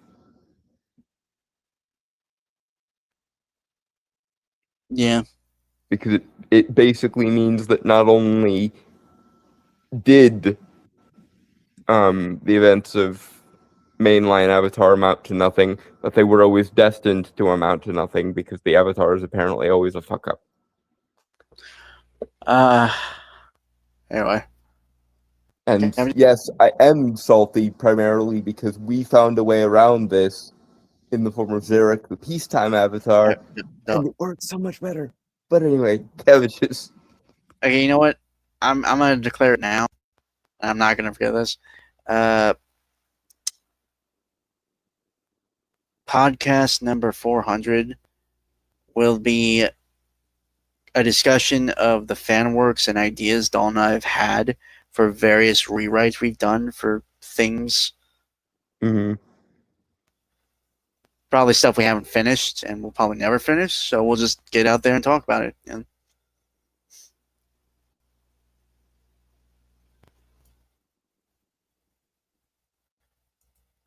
I don't. Okay. I don't think that's a factor, DT, or at least I hope to God it will not be, because if it turned out to have been, I will spontaneously develop the capacity to bloodbend, and everyone will be held responsible. Okay. I think that is a bit unfair. That's like saying because we don't have world peace, any peace advocates are utter failures and should be ashamed in everything they do. Doesn't matter. No, but here's the thing, and okay. The thing is, if some new threat arose that Aang could not counter, that would have been one thing. But that's not what happened. What effectively happened is that the 100 Years' War did not amount to anything. Or rather, the winning of the 100 Years' War didn't amount to anything because the peace didn't last. If some new and unimagined evil had arisen to fill that void, that would be fine. But explicitly, because of the way Korra fucked with the way the incarnation system works, the Avatar is always a failure in each generation, and it is the job of the next Avatar in the cycle to fix the failings of the previous one. I hate that because it means it's hard not to mention our version of this because it fixed it so well, but we fixed this by the inclusion of an entire Avatar in the cycle. We fixed it twofold because one, Korra's personality is that of an earthbender. Even her struggle with airbending is the flaw of an earthbender. So we added an Avatar to the cycle who was Zarek. who we affectionately refer to as the peacetime avatar, because that allows it allows the technology of Avatar to evolve more organically instead of taking some massive leaps forward between Aang and Korra. And two, it means that the peace won by winning the 100 Years' War had lasting consequences because an entire Avatar generation occurred where he had to deal with what does an Avatar do with his life when there is no great threat to the balance to fuck with. And thus we came up with Zarek, the peacetime Avatar, whose main job, karmically or incarnatively speaking, was to use the free time given to him by the success of his previous incarnation to improve the world, which again helps make the technological leaps forward much more organic because an entire lifetime has passed between Aang and Korra that didn't previously exist there, and Zarek, our newly created peacetime avatar, our waterbender avatar, actually devoted his life to bettering the world in that way, in absence of any greater balance that he needed to unfuck. Nigel, again, like with Ruby Once Upon it, it's a whole catalog of stuff we can discuss on 400. So I'd ask that you please be patient with us on that one, because now I'm kind of taking the seat Dawn had about a half hour ago about trying to get this train moving here. Yeah, I understand. Look, I get it. We both were working on that project, so there's so much. There's so much. no. Look. It's not. You don't have to apologize, Dragon Troll. Okay, we're good. All right. Anyway,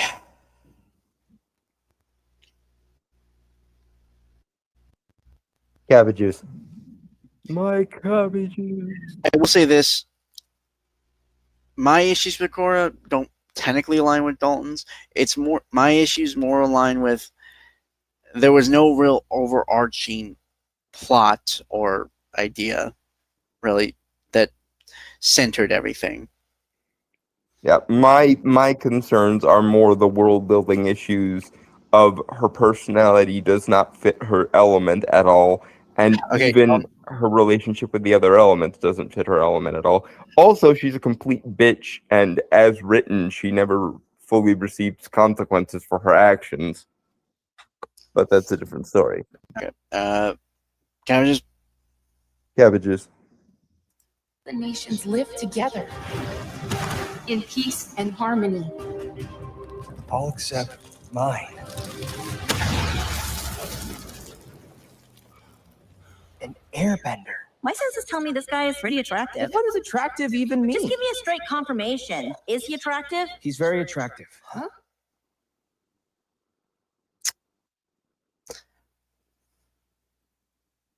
I mean, that feels like Team Avatar banter, to be honest. It does, and Zuko just calmly admitting yes he is attractive has the same energy as that's rough, buddy. So I don't really have complaints. I will say this, and Dawn, you can look at me all you want, because I'm somewhat spoiled because I have seen the clips and the edits. Mm-hmm. This older version of Toph, I'm kind of into. I wasn't into her when I first watched her. Surprising exactly no one. Brainstormer and his tough chicks. I mean, I had no interest in her when she was a kid, for obvious reasons. I mean, that does surprise me because you also would have been a kid at the time. Yeah, I know. I just never felt anything with her when I was watching the show. I don't know. I'm still attracted. Okay, I'm still attracted to the Giant Turtle. Okay, that's not going to change. And that is Brainstormer's I can fix her, just like me and Homelander. Honestly, I'm probably at the point in my life now where I don't care about fixing her. I want her to hurt me, Shut the fuck up. I realized this as soon as I said it. Fuck. Again, you're tying my hands here. I can't. There's only so much I can be expected to withstand with that much of a straight line. You cannot expect me to not razz you for that. Okay, And I have stated this before, and I shall state this again. If she hurts you, I will bloodbend that bitch. I'm into that. Okay. I will do the bloodbender's equivalent if I have no mouth and I'm a scream to that schizophrenic cunt. Okay, you thinking I wouldn't enjoy her hurting me is the problem. Anyway, to answer your question, Durandro, yeah, no, they're tough. Also, the bounty hunter, that's May. No, not May. June. Thank you. The woman with the shoe. Yeah. But as creepy as it was, actually, never mind. Whatever. I just realized one of the goth women that Zuko ends up quasi flirting with is named May, and the other is named June. Huh. That probably is a coincidence, but part of me does wonder if they did that on purpose. I want to say that might be on purpose, actually. And the fact that we only just got it now is... kudos to them for spacing out the characters enough that it wasn't obvious until just now. Yeah. Because modern day writers would not only make that front and center, but they would keep bringing it back to the joke until the point that the joke died and was a zombie that then eats the fucking listener's brain. Yeah, but I don't know. I just never felt anything for Toph when like original Toph in the original series. There are an unfortunate lack of hot guys in the Avatar canon. Some of the Earthbenders get kind of cute, I guess, but to be fair, I fell in love with Lin Beifong because in addition to his tough girl fetish, he also has a cougar fetish. I mean, I wouldn't classify her as a cougar. She's a little older than that. But Silver Fox? Silver Vixen, actually. Oh, brainstormer. You set me up so wonderfully, and then you forbid me from saying anything. But yeah, no, this well, to be fair, they're all actually like very attractive. I think they're supposed to be in their 20s now, or like late, yeah, no, I think early 20s.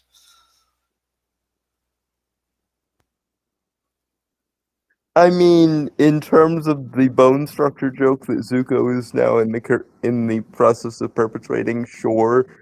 But I mean in terms of I have no husbandos in the Avatar universe, with the exception of the occasional one-off Earthbender that we don't ever really get any further background on, so I can't really latch onto them. There aren't really many attractive guys in the Avatar universe. Raidenstormer loves his goth tough chick Silver Vixens, so he has plenty to work with, but I don't really have anything. I don't really have anything to work with until Bolin and Korra vaguely. He's vaguely himbo shaped. I was gonna suggest Bolin, but I figured he wasn't really your type. He's kind of too soft. No, it's soft is fine because then they need me. The issue is that he's not bulky enough. He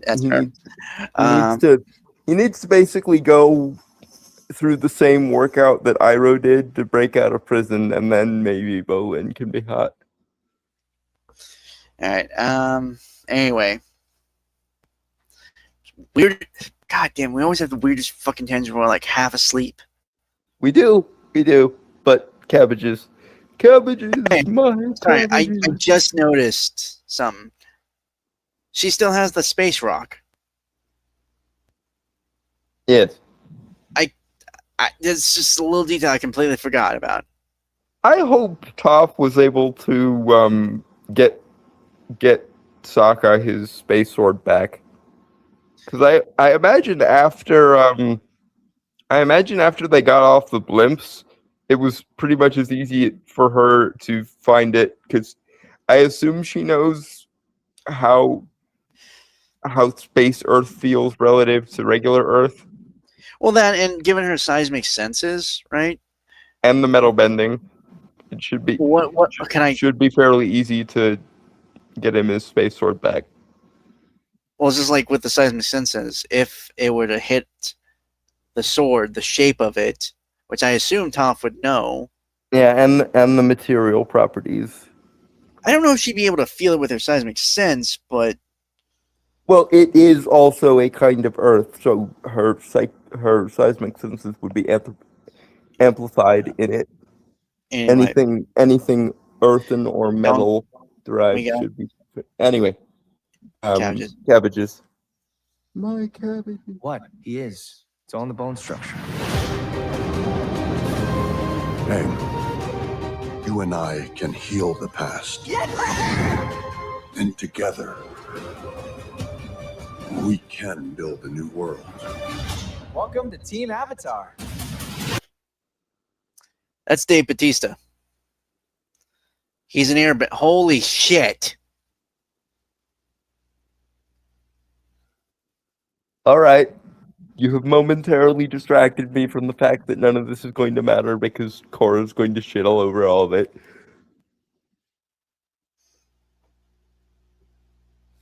Successfully done.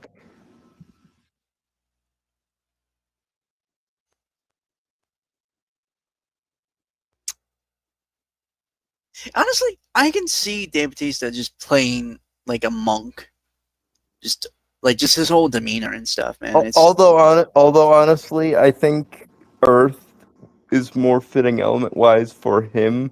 Well, I'm not gonna say anything because I kind of know some stuff. I don't want to spoil this for you because it comes out on your birthday, right? I believe that's the date that I saw when I watched this through already. That's what you texted me when I sent you that. Yeah, the 25th, I believe, is the date that it comes out on. Actually, you know what? I can look that up real quick. Just So to it's a birthday present. Happy birthday. I mean, it's not as good a birthday present as decanonizing Korra would be, but No one's gonna do that. You know that. I know, but either decanonize Korra or at least let Brainstorm and I fix it for you. Yes. Okay. July 25th. Yeah. So yeah, the Avatar creative team gave me a birthday present this year. Yay. Oh. Okay.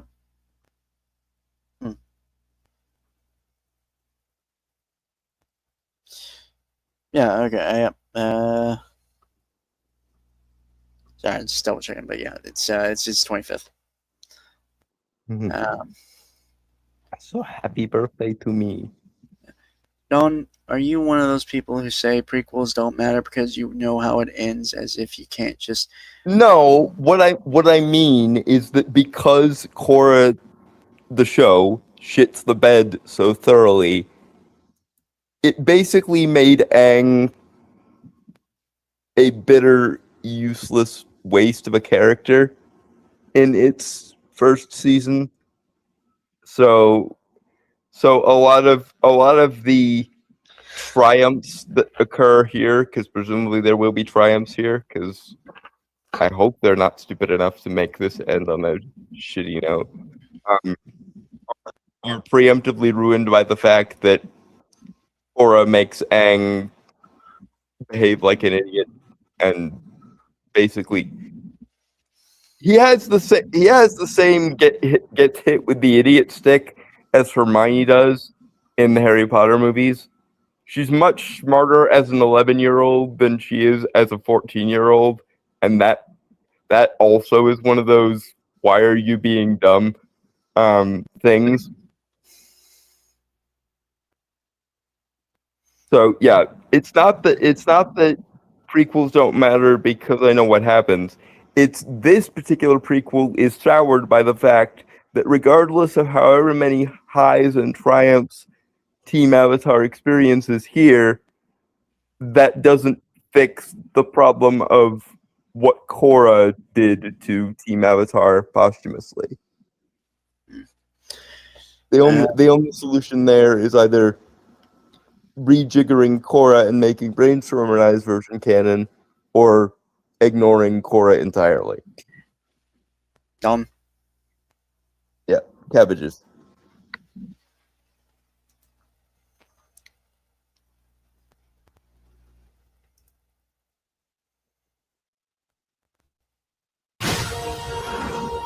How many countless were killed in the 100 years waiting for his return? If we want anything to change, we need what the Benders have. Power.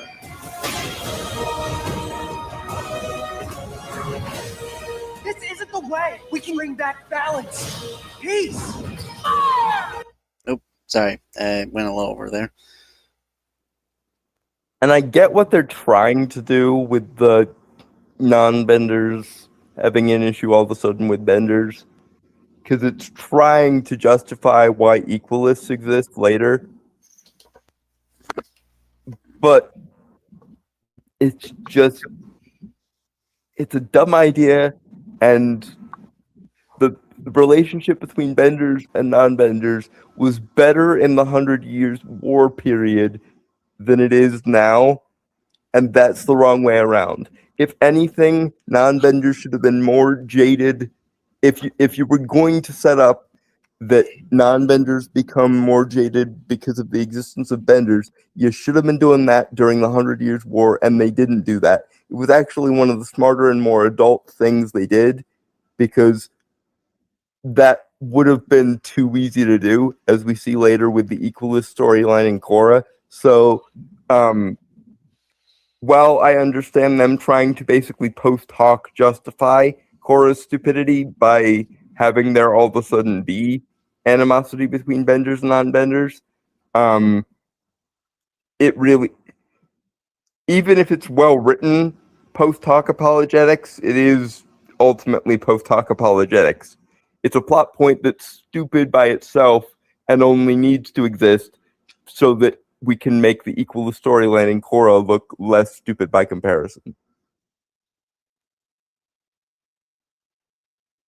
Honestly, I applaud them for trying to fix it, but they wouldn't need to fix it if they hadn't screwed it up in the first place. You done? Okay, go ahead. General, honestly, that actually makes sense. Soldiers are appreciated in the war, but especially after even the first two world wars, they were certainly looked down on. They were violent, they were broken, disfigured physically and mentally. They were often from the lower class and only further behind career-wise from those who stayed. Yeah, but there's nothing about bending that is inherently violent. That's where the analogy breaks down. And there's no reason. And based on what the woman just said there, they're not disgusted by benders because they're violent or any of the things. That would actually be, as you just outlined, justifiable.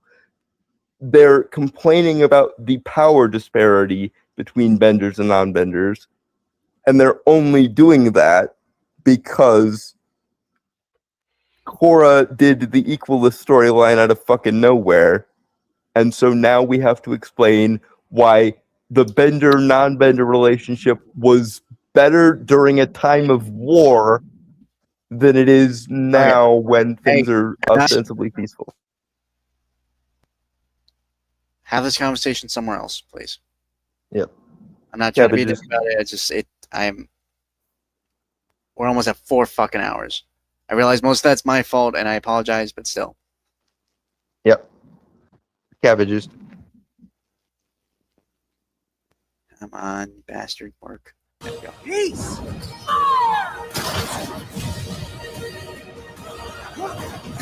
I promise you I'll fix it. We'll fix it. together.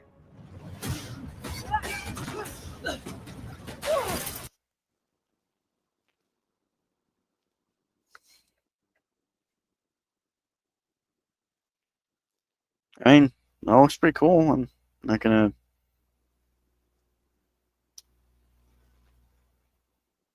Yeah, but by itself, it looks good.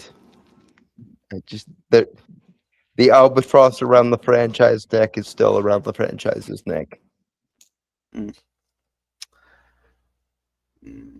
Cabbages. Cabbages.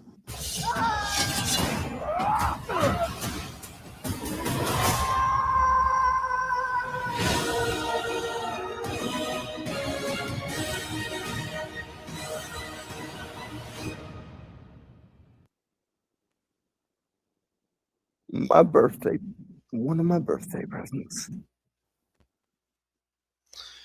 Yep.